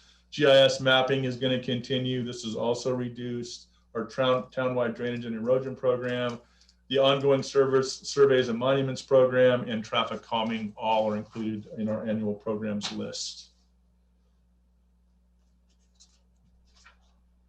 Next slide. Happy to answer questions on Fund 50 if you have them. Thank you. And Celia, nice job counting to 5 seconds every time the slide tried to jump ahead. Sorry, I'm going to try to turn off that autoplay. That's okay. Councilmember Dornbecker. Thank you. The GIS mapping improvements have been currently and for the last cycle, budget cycles coming up over and over. And I'm just wondering, is there a projected time when that GIS mapping will be complete? At this point, this will probably be an annual program for the foreseeable future because, like all of our technology, it requires us to continue to update the programs and the assets that we've collected. We don't anticipate it going as big as it has been in years past. Right now, for an example, we are working on the newest version of Myville 2.0. It's taken quite a little bit of work to get that tool and that platform back up and running again. We're happy to say it's now in beta, and we're going to have an announcement and be able to roll that operational platform back out again so that people can begin to use it. That's a typical example of what we would use it for our residents and visitors. Here internally, we use it in water, we use it in wastewater. The Community Ops folks use it for locating a variety of our assets. So I would say, Councilmember Dornbecker, that going forward, we're probably going to have this as at least a small CIP well into the future. Yeah, and I would also add, more departments are now, GIS is approaching a level, for example, where planning will be starting to use it more. So we have, layers, and then you have to do the design work to allow that. But that's where we're headed. And I think we probably need to maybe retitle the program a little bit. It's not a one-time thing. So I really appreciate Council Member, your question, because it's an ongoing and evolving. So we'll work next year on cleaning up the title, but that's a really good question. I have one more question, and I'm not sure that this is the appropriate time because we're not discussing the Fund 21 Public Education and Government Access Fund. Are we going to be discussing that, or are we? We did that in the last budget workshop. So if you have any questions, we'll take it now. Oh, thank you. I do remember that, but I was looking at the Did You Know? I really like that Did You Know piece of each of the fund information. And it talks about how Napa Valley TV provides services producing special programs for emergency preparedness. I'm not familiar with those. I mean, is that because they videotaped one of our workshops, or what is that? They have in the past. Actually, you're spot on, Council Member. They videotaped one of our I'm launching, so they're available, and there's a certain amount in our contract with them. So but that's exactly what they have done. You may recall they video during the general plan discussion. So again, part of that's if in what we have and what we produce. So they're a resource, and we also can contract with them beyond for special projects beyond what is in the contract amount. That does not necessarily all come out of the PEG. Fund 21 is the PEG, which is generated by franchise fees. So another theme on a lot of these is as more people cut cable, this is a declining asset. So in most cases, it's hardware and related, which also involves Channel 28 because they are our technical expert.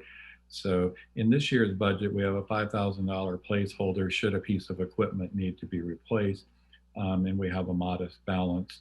But good questions, and we can Thank certainly, you. part of the contract, that's how we can address that. Thank you very much.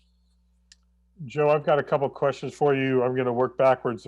I'm going to come back to the TDA3 funding question. But first, I wanted to, maybe it's a comment more than a question about the EV charging station grants.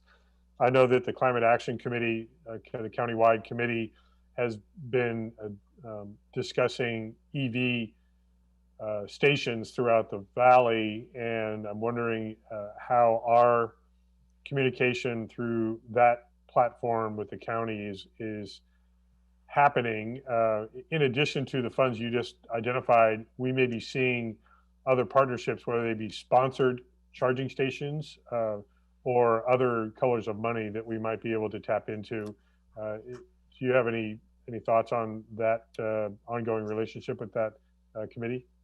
I would say that our main source of information for these types of programs is through NVTA, and they're loosely connected with that committee, as are we. As you also recall, our recently adopted general plan and our own climate action plan call out these types of opportunities and building up this type of infrastructure. So we're always looking for ways to partner up with people, our partners at both the county level, and even the local level. Other our sister and brother agencies are all sharing information and trying to make sure that we all are be able to take advantage of these programs and really look at the terms and make sure that it's something we can live with before we get involved in them. But in general, there's going to be more and more pots of this kind of money available, and we want to be able to take advantage of it when it is available to benefit here in town, and try to do it with 100% funded program like the one that's currently out is the best case scenario for us. And Director Tagliabashi made a really important point. We need to look at the grants and the conditions, because sometimes they don't make sense or they have implications down the road. So we're very excited. I think we're going to see a flood of EV grants currently from California, and also with the Biden administration going forward. So we just need to look at them, but it's a good footnote to realize some grants don't make sense because they may have a matching grant, or they may have ongoing conditions that are less, don't make sense for Yountville. So we have to evaluate all of that, and not all grants are equal. Right. And I know we don't have a lot of development projects that we are anticipating. We have very few sites, but if there is a way to incentivize EV stations above and beyond any minimum requirement, that might also be a way to add a little bit more to town. That's just a general observation. We don't have to get into it.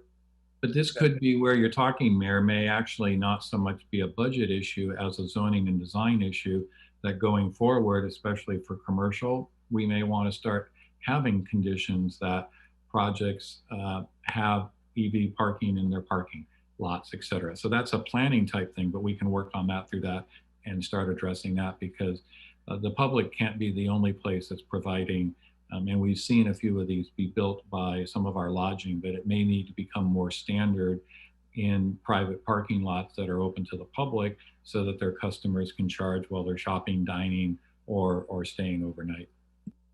With the caution that there's already anecdotal evidence that people are taking full advantage of those stations while not actually using or patronizing the properties that have those stations. They're just deciding to park there and charge up and then walk home. And so, there is that reality, and we need to be able to monitor that so that it's not being taken advantage of. I want to jump back quickly to the TDA3 funds you talked about with Fund 50, Joe. Being on the Napa Valley Transportation Authority Board, I know there are, especially with the Sosco project, to potentially build roundabouts and flyovers or pass through with a multi-million-dollar project down there. In particular, TDA3 funds were being committed as part of that funding structure. And so I just want to make sure that we are staying up to date, because it's been changing almost by the board meeting. and we have another one this afternoon, that might impact our commitments to TDA3 funded projects. You may be completely aware of it already. I'm just bringing it up because it has been a topic of conversation about jurisdictions needing to pledge their TDA3 funds for the greater good of the county at potentially causing delays for local projects. We are, thank you, Mayor. We are aware. There are a couple of different pots of TDA money, TDA3 and TDA4. TDA3, at least here in the Valley, traditionally has been reserved for the smaller agencies who don't typically qualify for some of those larger OBAG programs and some of those other ones that really help some of the larger agencies develop some of these larger projects. We don't get a ton of TDA3 money. I think if we are awarded the 160,000, that would probably be close to 2/3 of what the allowance is for the TDA3 program for the next 3 years. So we recognize that the TDA3 money may not be available, and that's why we asterisk that program. If the TDA3 money isn't available, we won't do that project until we find some funding to do that project in Washington Park. We're not going to use general fund money. It just doesn't make sense for us. Right, and just the other thought, because this is also a current topic about the Vine Trail and the Yountville to St. Helena segment is again on the agenda at MBTA. And so everybody's after different colors of money. And so we just need to be aware. Correct. And again, this is the value of a 5-year CIP. These projects, especially as they relate to infrastructure, may very well be eligible for funding under yet to be determined infrastructure programs. So it's really good that we have them in our 5-year plan. And as I mentioned, we may be moving some things around and accelerating something and deferring something. But the director makes a really good point on this thing doesn't proceed if it doesn't get funding, and other things may move again based on color of funding. Right. Thank you. Double checking. Eddie, any public comment? We have not received any public comment, Mayor. Thank you. So let's go to our next section. All right, here we are. My last slide for the morning. Thank you all for your patience and your great questions. So repair and replacement for funds 81 and 82. Next slide, here we go. The purpose of these funds, as you all the council is aware, is to develop funds to cover their current and future repair needs that have historically been funded by Fund 50.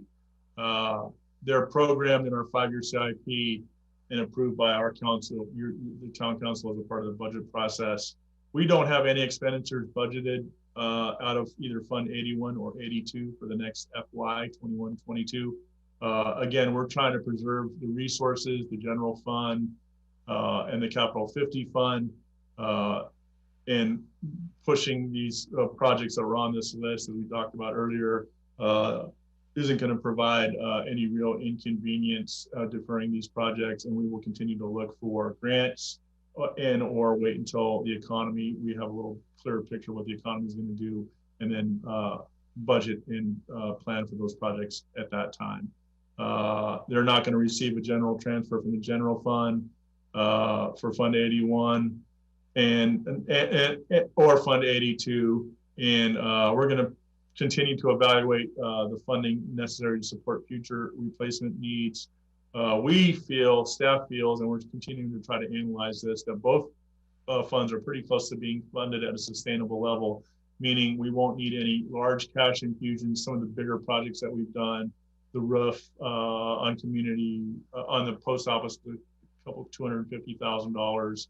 Some of the painting is in the $30,000 or $40,000 range. So the big jobs that we have had to use large sums of money are mostly complete, and those funds, that's a 50-year project, or in the case of painting, a 10-year project. So we will continue to look at those funds and to recommend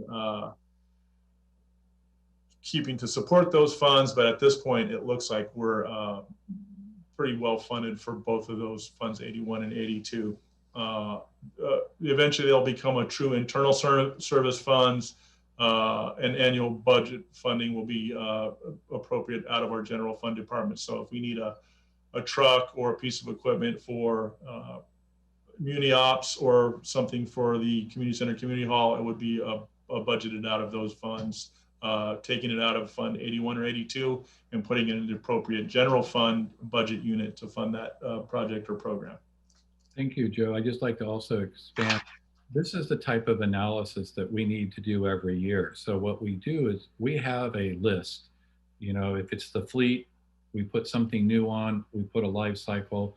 If it's a building or something, but as Director mentioned, we can't just leave it static, because sometimes you're all hearing right now how construction costs are way out of whack. So we need to do some internal adjustments periodically, and that will guide the future need for increases. But we do feel that we're really making good headway, and we just need to continue that analysis, look at what the level of ongoing contribution. Also, in a perfect world, we buy something new, let's say it's a vehicle, we have a 10-year replacement, we want to put the 10-year cost, and we're only paying 1/10 every year. So we are really excited about where Fund 81 and 82 will allow us to go, and especially with the significant jumpstart. And these are good examples, as we mentioned earlier, of things that historically were funded out of Fund 50. And I need to apologize to Funds 81 and 82 because I had already crossed it off my agenda and was ready to go on to fiscal policy review. So didn't want to shortchange those. So I don't see, now I do. Councilmember Knight. Thank you, Mayor. It's not a question about Fund 8182, but just before we move on to financial policies, I know earlier you mentioned that Vice Mayor had some questions. So I was just wondering if there's any big or general questions that she had that we would benefit from hearing before we moved on to the financial policy. We're monitoring that. Steve and I have been monitoring the list of questions, and if they're not being answered today, they're going to be followed up after the workshop. What I would also say, Councilmember Knight, is we've been trying to incorporate the answers into the narrative as we've been discussing. So I feel pretty good. There are a couple specific ones that I think are simpler ones just to have with her directly. But to your point, we have been trying to address many of those and incorporate them into the narrative as we move through the discussion. And we'll do so as we move into the financial discussion as well. And good. Thank you very much. Any answers to questions that she submitted this morning can also be shared with the entire council. It won't go just to the Vice Mayor, it'll go to the council as if she had participated directly here. So thank you. Councilmember Mueller. Thank you, Mayor. I just wanted to make a general comment. I know that there was some discussion previously about, moving off some capital projects to when we see very specifics about our financial recovery. And I just really wanted to make the point that unlike other municipalities around us who really have poor infrastructure and need to really repair a lot of stuff, we have done a great job over the last decade or more, really bringing up the quality of our infrastructure. And so the projects that we're pushing off is not really any delay in anything significant at all, in my opinion. They are pretty much, kind of minor ongoing infrastructure improvements that are on top of, in my opinion, a very good infrastructure. So I just wanted to kind of make that point that we're not really delaying anything, in my opinion, and Director Tagliabacci, correct me if I'm wrong, anything significant here. Because we do have, if there were, we do have the reserves to take care of that. Thanks. Well, I think you're spot on, Councilmember Mueller, and thank you for acknowledging that. Yeah, you all have made a real conscious effort to put money into our infrastructure. And as a result, the stuff that we are pushing, while important on an ongoing basis, to push it or defer it for a couple of years isn't going to be any real burden, and we will pick those back up and be none the worse for the wear when the resources allow. And as you rightly pointed out, if we really needed it, we could dip into Fund 81 or 82 and fund those purchases and restore those resources if we really thought that was important. And to take that one step further, we basically have shovel-ready projects that could align specifically with state and federal funding that's going to come through that will prioritize shovel-ready projects. And so even better that we have the foresight to have the projects ready to go, even if we are waiting for the funding to catch up. Because right now, I think we're at an unprecedented time with state and federal support that we're able to take advantage of. Okay, I think we're at our last section for the day. Let's get into the fiscal policy area. Thank you, Mayor. So quickly before we go into fiscal policy, we do have an update on the general fund and the changes that were incorporated after the May 5th budget workshop. There was a mistake that was corrected in the non-departmental general fund department. We did add the $3,000 to community promotions for small project grants. And we split the reserve usage between the Emergency Reserve Fund 04 and the Revenue Stabilization Reserve Fund 05 per council direction. We increased our property tax revenues. I think they were 2 million previously, and we did increase that to 2.1 based on what we were seeing in actual collections in the current fiscal year. The Chamber of Commerce contract, we had a small miscalculation in the 2% increase, so we did correct that.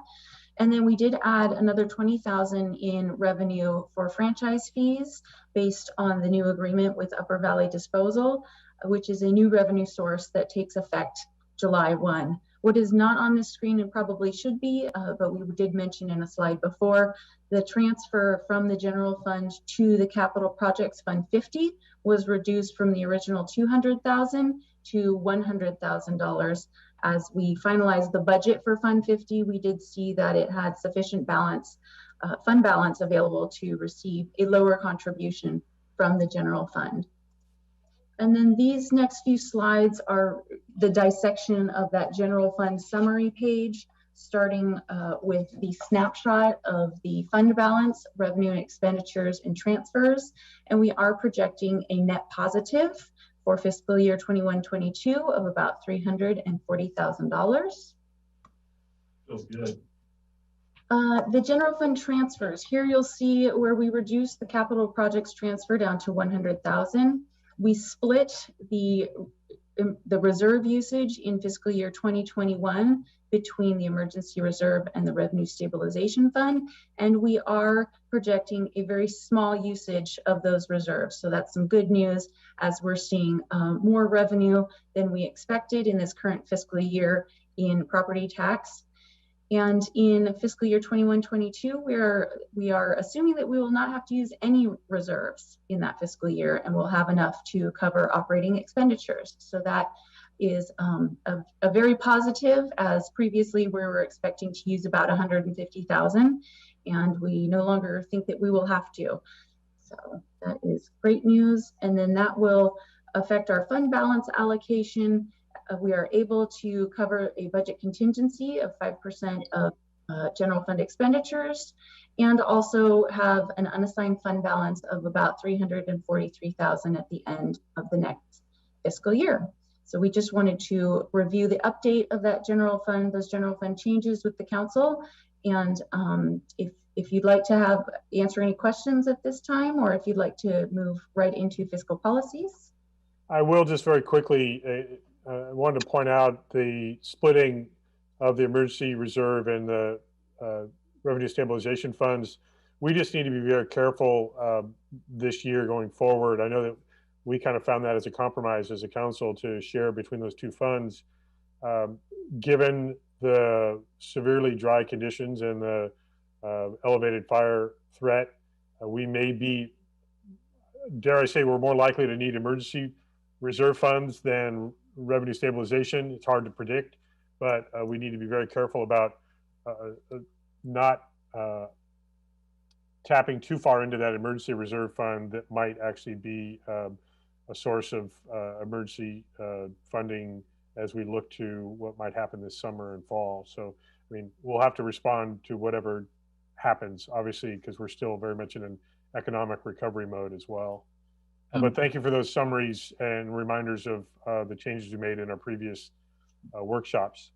And Mayor, I think you brought up an excellent point. And I just want to clarify for the council that we're very fortunate that between the Emergency Reserve Fund and the Revenue Stabilization Fund, you have over $4 million that, depending on the council's determination, can be used. There's some minor nuances to the two. Revenue stabilization is generally based on our TOT, but the net effect is that you have the ability to use either, because in most cases, as it relates to the Emergency Reserve Fund, the challenge could be a local emergency is declared.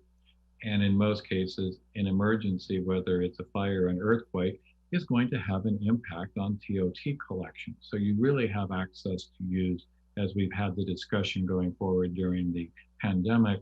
It's really a question of semantics on how you want to use them, but you basically have a little over 4 million, and we are not anticipating right now using any of it going into this fiscal year. So some really good news.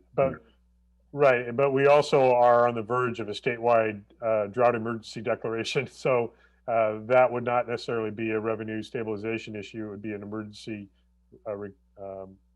fund issue. But anyway, we're familiar, and the lights just went out. We're trying to conserve energy here. So Celia, if you want to go ahead to the fiscal policy section. We also have a drought reserve fund that allows us a little in terms of the water operation. So you're spot on that the town has prepared to that extent, and there may be some other structural things that come out with the drought reserve, or excuse me, and I just drought emergency. I'm sorry. I just want to recognize the extreme speed at which Julie Baldia managed to get from her office to the council chambers to try to turn the lights back on. Very fast first step, Julie. Thank you for that support. Let's go ahead, Celia. Thank you, Mayor. One last snapshot view of the total expenditure budget summary, not including interfund transfers. It's about 17 million. This does not include the placeholder for the $21,000 for the EV charging stations, or the $21,000 increase for gas and electric utilities in the wastewater treatment operating department, but it'll still be about 17.1 million for total expenditure budget. And then into the fiscal policy review, just a snapshot of some of the major ones. The Committed for Emergencies Reserve Fund is meeting or exceeding the minimum set by council policy. It's currently about 23% of general fund expenditures. We do have the assigned for budget contingency meeting the minimum.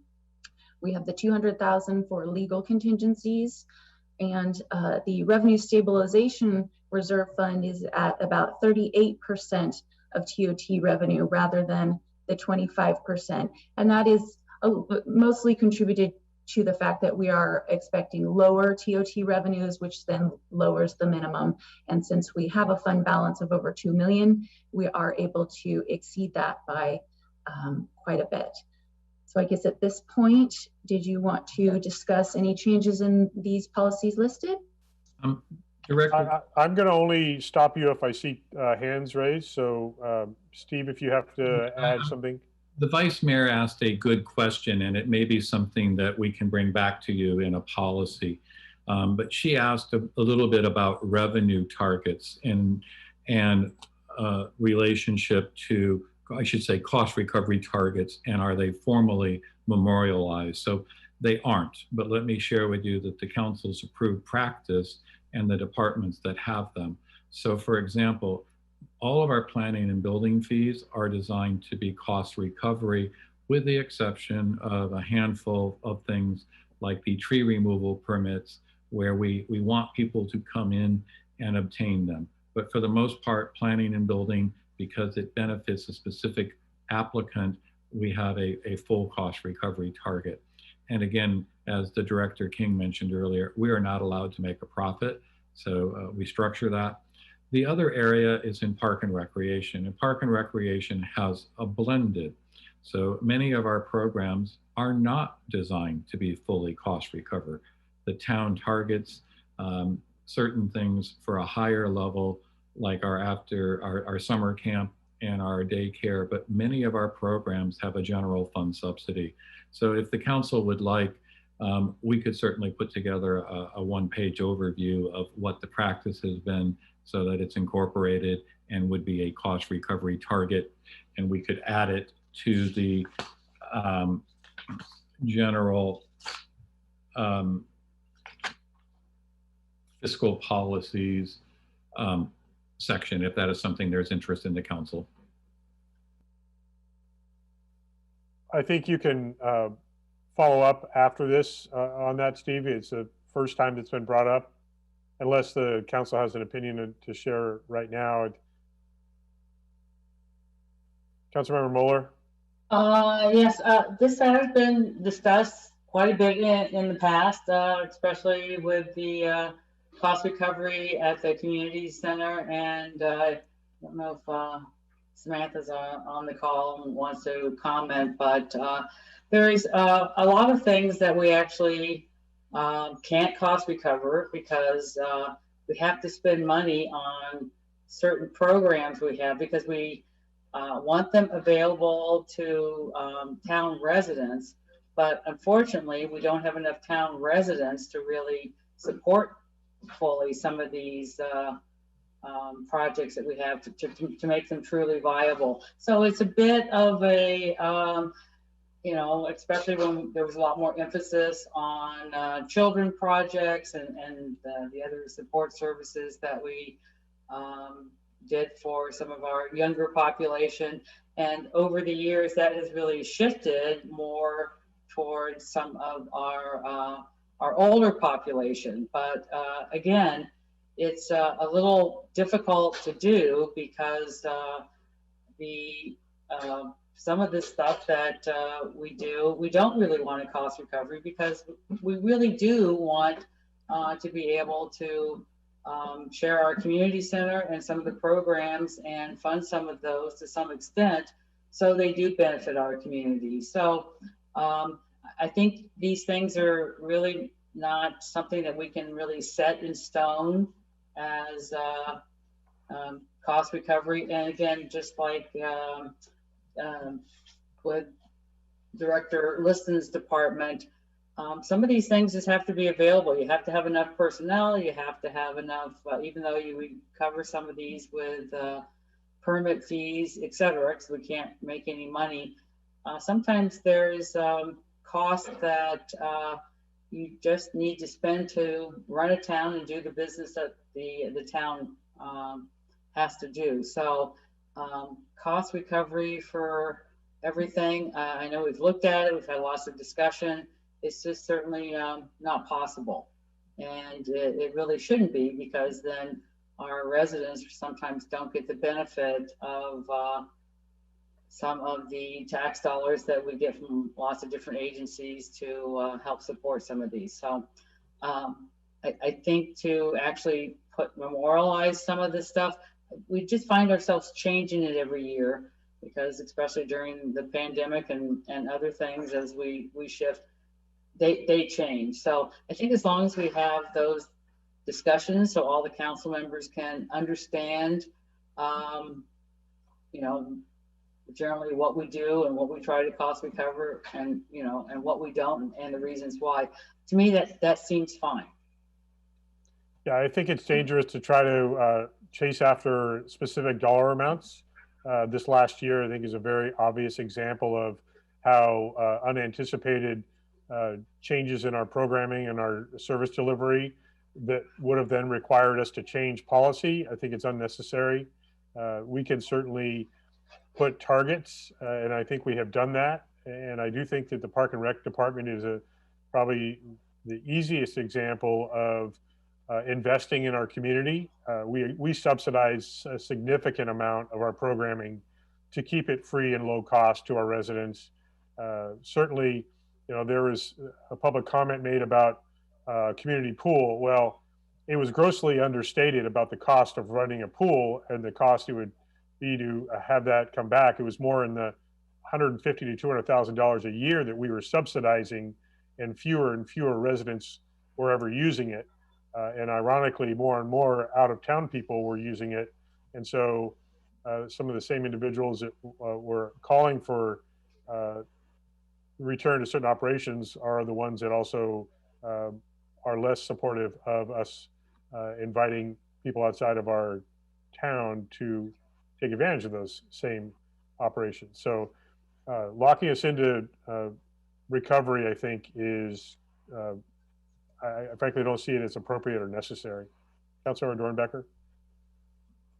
Thank you. I think that we have made quite a few changes to our master fee schedule, and in some ways we have increased the, fee recovery on a great many projects, especially in planning. But there are some things that I agree with both Councilmember Moeller and yourself, Mr. Mayor, because there are some things that are just not set up for that. And then there are other programs that we want to offer, like subsidizing battery powered leaf blowers, et cetera. So I don't think we need to make a specific, overarching, I think the master fee schedule really handles that. Thank you. I don't see any other hand on that issue. So I think I do have one more comment. Go ahead. I just have another comment, just so everybody's kind of on the same page here, because we've had these discussions again many times.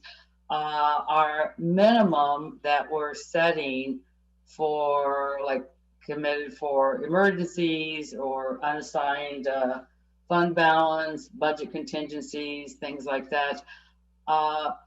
When we need them, like during pandemic years, maybe fire years, maybe earthquake years, we are allowed, these really are some of just general targets. They're not hard and fast numbers, because we can certainly add more, but when we need them, we can certainly go below those minimums too. So I just want to make that clear for everybody that that's what these targets mean.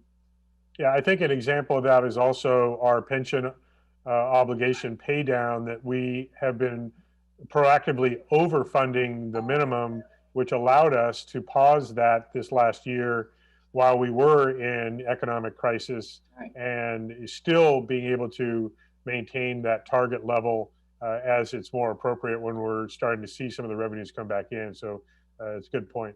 And actually, if I will just expand upon that, the council also has had a very proactive policy when we have a unassigned fund balance at the end of the year in terms of where you will look at it. And I think in this particular case, you will note committed for emergencies has a target of 20. We will be at 23%.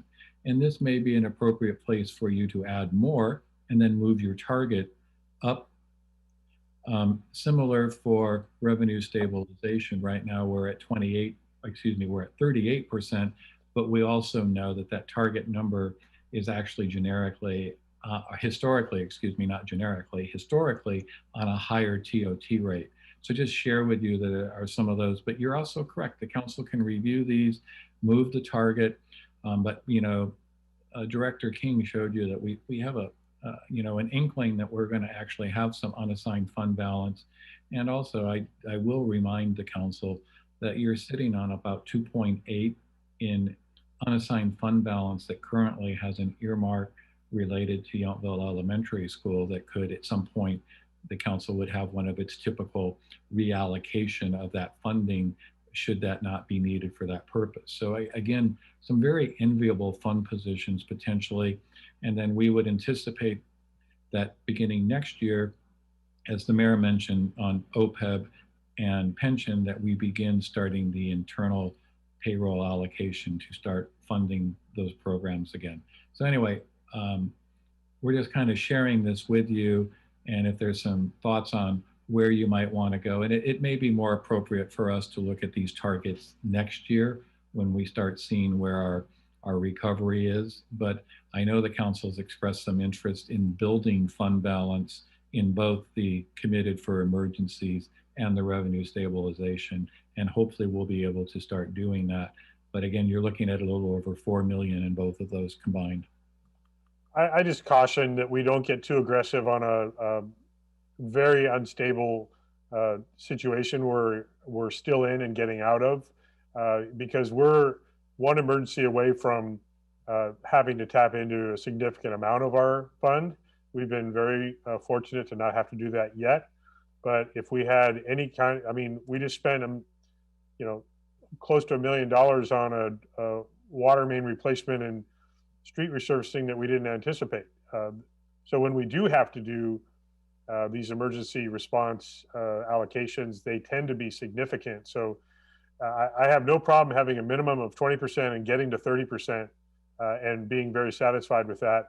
I caution that we don't overreact to I wouldn't call it a trend yet. I'd say it's a one-time situation that we can have minimums that we exceed without increasing the minimums, and we can continue to have the same kind of discipline to make sure that we don't tap into those unless we absolutely have to.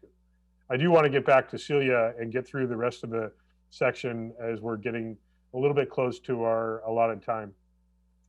This is actually the only fiscal policy slide. There aren't slides for the other fiscal, the other policies. So if you want to review those would be more of a discussion style, I think.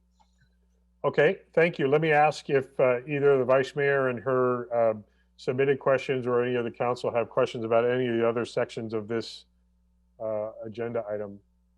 I think, Mayor, the premise here is these are the historically have been adopted by the council, so we're presenting them. The mayor, or excuse me, the vice mayor did ask a little bit about the cost recovery and also wanting some clarification on who the town treasurer is. And the town treasurer by municipal code is the finance director. The town's investment officials include myself and the finance director. The council approves our written investment policies. So I think we addressed most of those, and it's really, we're presenting these for the council as if you would like to modify them. We are, as a staff, not recommending any changes. And then, as I mentioned, we would like to revisit the targets next year at this time. So the only other thing that the Vice Mayor submitted, the very last question that relates to fund balance about delegation of authority for modification of those. If you could just very briefly, I think we touched on it just now, but most of it being council policy driven. And so you could just very briefly explain that. She asked the question, have we delegated authority to the town manager to remove or modify an assignments of fund? If so, where can I find a written policy? The short answer is you haven't. The council is responsible, staff brings you all those, just as I mentioned. So that is the short answer in your fund balance policy. You know, staff can't move that. Only the council action can modify or change unassigned fund balance or any assignment of funds. Okay, thanks. Councilmember Knight. Thank you. Just a couple questions. I was just looking at the OPEB detailed information for investment guidelines documents, and there's reference in the document to Highmark Capital Management and their involvement in, I guess, portfolio review, which is, says your portfolio manager will rebalance the portfolio on a quarterly basis. I just was curious in terms of what is the town's procedure just for reviewing that our portfolio manager or that investment investor in their review of those funds? What is our process for reviewing that? The first thing I'll share is, again, we're talking here about our PARS managed OPEB investment trust. Correct. They contract with Highmark, and then we do have a range, and the council has previously adopted the policies, and we are reaching the point where we can look at self-management. And self-management means that we would be able to select the assets and the nature. So we are actually, Celia and I are in the process of reviewing that with PARS officials and Highmark to look at what that might look like. We review quarterly to look at performances and then adjustments. So good questions, and that's the structure. But Highmark is the fund manager for the program that the council has selected. So when they, Celia, sorry, a quick question. Go ahead. Celia, could you remind us the dollar amount that triggers that self-management and how close we are? I think it's 5 million, and we are so. well over 5 million. All right, okay, great, thank you. Councilmember Knight, go ahead. So when they rebalance, it says, and I note in the rebalancing procedures that they rebalance the portfolio on a quarterly basis. So is that part of a procedure where they're reviewing it and receiving fees for rebalancing if they're doing that on a quarterly basis? I'm not going to profess to fully understand the fee structure account and how that works on the balancing. I mean, but there is, I don't want to, you know, we do pay our fund manager to manage the fund. So I think this is the kind of question that it would be nice to have advance notice so we could research that, unless finance director knows the answer. And if not, we can follow up after the workshop. That's great, thank you. And then last question, Mayor, about the use of the Drought Water Reserve Bank policy. So correct me if I'm wrong, but so in the funds that we use for the Washington Park main replacement came out of Drought Water Reserve Bank, is that correct? We structured an internal transfer loan to pay for it. And if you look at the final detail, there is language that allows for that type of structure or capital. So in this particular case, it's not a grant. It could have been at the council's determination completely paid. The council chose to use a loan. And they, I think, strategically wanted to ensure that the Drought Reserve Fund would continue so that it could have assets in the future should it be needed. And so my only question was just looking at through the conditions for use of those funds. Is there a need for us to revise that language so that I just didn't, looking through, I didn't see where that was an option to use in a loan. I may have missed that, but I can follow up with the town manager afterwards. Thank you. Councilmember Mueller. I just wanted to add on to what the town manager said regarding the question about the water emergency fund and the loan. We set a minimum of a 10-year repayment schedule. However, we also added towards the end of our discussion during that council meeting that it could be paid back earlier. That we weren't, that wasn't, even though that was a minimum, it certainly isn't a maximum. You know, and here we are in exactly in the situation why we have $2 million in our water fund.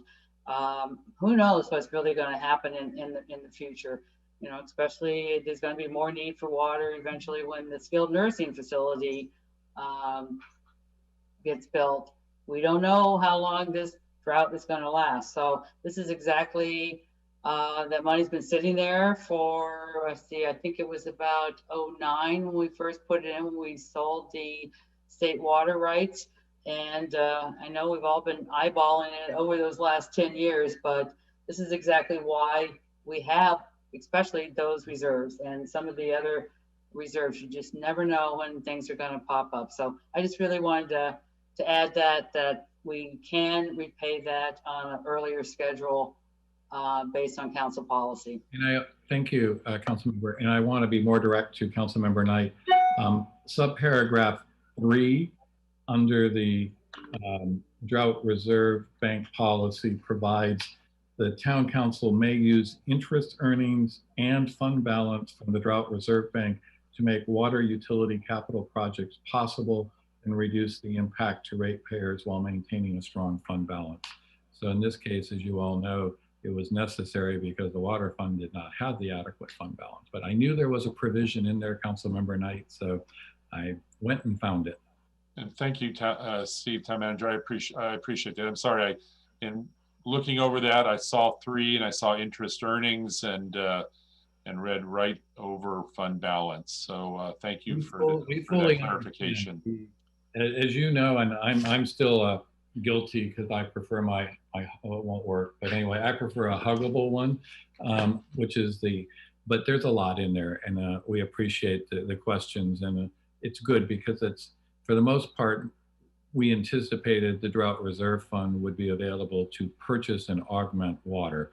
But there is a little provision, and I think that's where the council used a lot of prudence to make sure that it was not just a grant, but that it's paid back by the ratepayer. Yeah, and I just want to acknowledge and thank Councilmember Mueller for bringing up the state water money. Over a decade ago, we recognized that we were spending $250,000 a year on insurance for water in drought conditions. It has turned out that I believe it's safe to say we would never have seen a drop of water through that system because we were so low on the priority list to receive water. We were spending $250,000 roughly a year in anticipation of getting water when we needed it, but it would be the same time when everyone else in the program would need it, and they were all at a higher priority than we were. So it was very smart to sell off those rights. And I don't believe that the city of Napa, I believe is to whom we sold, has ever received any of the water that we were paying, insurance for. And so in case anybody wants to change history on how that revenue fund started and has expanded to be available to us, very prudent fiscal management and vision for what we were going to get and what we were not going to get for that significant investment. I do want to note that we're closing in on the noon hour, which is our scheduled time to wrap up. I want to invite Celia to summarize anything that you might want to summarize here as we wrap up our budget workshop number 3, and then any final comments from either Joe, since you were also co-dominating the presentation today, before we wrap up for the day. Celia? Thank you, Mayor. This is the last slide. So the next steps, first thing I will do is email this PowerPoint presentation to all of the council. Then we will complete any necessary corrections or final updates, double check dollar amounts and facts, and make some formatting improvements, and finalize the document. So that will entail both completing the online budget document that will be accessible from the town website, and then finalizing the budget summary document, which will be that smaller, condensed physical version or huggable budget document that we will have in PDF form as well on the website. And we will get that on the agenda for adoption on June 15th, 2021. And that is the end of the presentation for me. Thank you, Celia. Could you also just mention if any member of the public, after watching either live or on recording, if they have any questions, how best can they submit those questions either to you or to someone else? Probably, I would suggest to you directly, and then if you need to include department staff. Yes, absolutely. I believe my email is on the finance page of the town website under staff, cking@yville.com.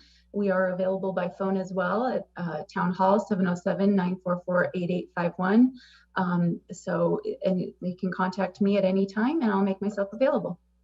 Thank you. I just want to remind folks that we still do have limited access and appointments to come in to engage staff directly, because we are still under our public health restrictions, and also some staff that's not in office at normal hours.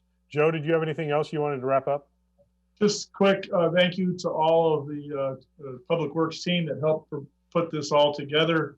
6 months of work for us, Mayor and Council. We start just after Thanksgiving week and go to our first workshop with PRAC in January, and then you all in February, and we're running by then. So we appreciate your time and consideration, the questions you all have given, the input that the residents and community have given us to help make this a better budget, a better CIP, and make us a better public works department. So we look forward to seeing you all in mid-June to approve the budget we're talking about today with the changes that you all have recommended. Thank you very much, Joe, and thanks to the team. I'm glad you pointed out how many months have gone into this budget, as every year. When we have no public involvement, it's interesting because we get public involvement after we put the budget together and when we're actually executing on the project and the funding.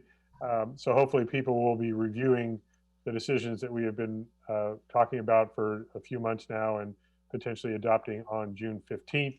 I'll remind folks that while our June 1st meeting is at 3 p.m., our June 15th meeting at which we will have this for adoption is a 6 p.m. start. Just a reminder that we have those staggered times during the virtual Zoom meetings. Any final, very brief thoughts by any members of the council before we wrap today? Councilmember Knight. Thank you, Mayor. I just want to thank town staff, especially the town manager and Director King and Director Tagliabashi. I mean, this is my first meeting back reviewing budgeting, and it is a revelation to have the opportunity to use PrimeGov and OpenGov. During this meeting, I went over to the town's website and clicked on Public Works and clicked on capital improvements, and that website showing our capital improvement projects is well done and interesting and very easy to review. So thank you for all the work you do. Thank you, Councilmember Knight. And I just thought maybe if you've got a moment on that thread, how does this process compare to the ones when you were on the council some maybe 20 years ago, was it approximately? It's just, thank you. It's just night and day to be able to, and in terms of improving transparency and the ability to go back and forth and look at these documents, it's, I'm very thankful, and the community should be thankful for the work that the town staff has done. This budget process is a vast improvement and much easier to work through. So thank you. Thank you. Councilmember Dornbecker.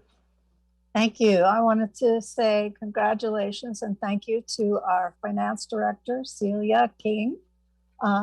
You've just really grown so much in this position and doing a fabulous job. And thank you to the other staff and Director Tagliabashi and town manager. I did have one question that I just had to ask, and that is, how many requests for grants or subsidized have we received for the battery powered blowers? Do we know the answer to that?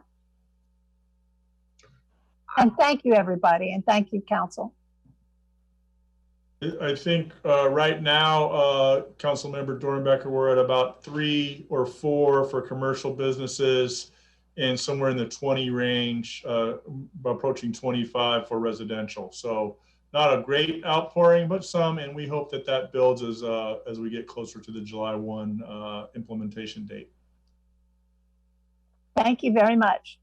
Oops, thank you. Based on the number of residents that requested signs for their yards, I'd say it might increase a little bit in the next 6 weeks. Councilmember Mueller. I just want to make a wrap-up comment. Again, thank you very much for staff. I know this is always very time-consuming, but even though it's time-consuming, it's a very educational process for staff to really kind of think about, you know, what we've been doing and what we need to do differently. And many thanks to the council, especially over the years, for putting this money away for a rainy day. And that's not really a pun during a drought, but you know, this is so critical, and so few municipalities have had the opportunity to do this. Maybe pat myself and the rest of us on the back a little bit, maybe the foresight. So I think that you know, going forward, I really want all the town residents and the businesses to know that because of how prudent we have been in this area, it's really paying off, and you can really see it during, you know, crises and emergencies like we have now. So very smart, and I'm very happy that we have this and we don't have the struggles and the layoffs that we see all around us. So everybody pat yourself on the back. So thanks. Thank you. And I know Vice Mayor Dorman wishes she could be in person with us for this meeting. I know that she puts a lot of time and energy into analyzing the budget and has worked with staff for a number of hours leading up to today. And so I just want to recognize her participation, though not in person today, certainly involved in the whole process throughout. And I just want to add to what Councilmember Mueller was saying, especially as the president of the League of California Cities last year, and still part of that leadership team this year, we are seeing so many of our cities still in really dire financial situations, have had to make extremely difficult choices about furloughing, staff reductions, service reductions, or cancellations across the state. And we have managed to avoid that. It has taken extreme discipline, over a decade of that, to get to this point. And we prepared for a lot of scenarios. And we thought the worst thing might be wildfires or drought or earthquake. And on top of that, we've now had a year plus global pandemic. And to still be able to hold on to some of our reserves, continue uninterrupted services, to expand or modify our programming for our residents through all of this. I mean, we were shut down for months. We lost close to $3 million and only received a small fraction of that back from the federal government, and frankly, even less from the state government so far. It speaks to all the discipline every one of our department heads, every staff member has shown, and the backbone of the council, this council and previous councils, to not waver from a very steady vision of economic stability. And nobody likes to raise water rates. Nobody likes to raise any other fees, but we need to be able to fund our services, and we have done so. And I think we all can be proud. I know we can be proud of leading that effort. And so we have a lot of things that we'd like to still accomplish over the next years and councils in the future. And we are doing a great job of setting up future councils for success, paying down our pension obligations, even during a global pandemic and significant revenue shortages. I mean, that's really unheard of throughout the state right now. And so I want to congratulate the efforts that our entire town staff has made, our council has made, previous council members have helped us get here. So, it does take a community-wide vision, and sometimes it's harder to not be redirected to something that really only benefits a few and not the majority. And so I just want to acknowledge that and look forward to adopting this budget on June 15th. Again, it's not just 3 budget workshops and a couple emails that get into to get us to this point. Hours and hours and months of preparation and work. So thanks to everyone that has helped us get to this point, and we will continue to stay dedicated to fiscal health and responsibility going forward. So with that, I've almost talked all the way to noon. I like to do that. So again, thank you to my colleagues for the support that we have brought collectively to represent our community, even in challenging financial times. So I will entertain a motion to adjourn to our next meeting, which is another special meeting, which is our June 1 at 3 o'clock start for, by the way, just a quick preview, we will be recognizing the tenure of our Sergeant John Hallman as he is retiring, but we will be recognizing him, and we have a few other very important issues on that agenda, as well as a fairly full June 15th agenda. So please join us for those. I'll entertain a motion to adjourn to that June 1st special meeting. And a second? Second. Motion, Councilmember Dornbecker, second. Councilmember Knight. I think we can just do a one-time voice vote. All in favor? Aye. Aye. Any opposed? No, we all want to get out of here and go to lunch. thanks everybody for helping us get through our budget, and we'll see you in a couple of weeks. Take care. Thank you.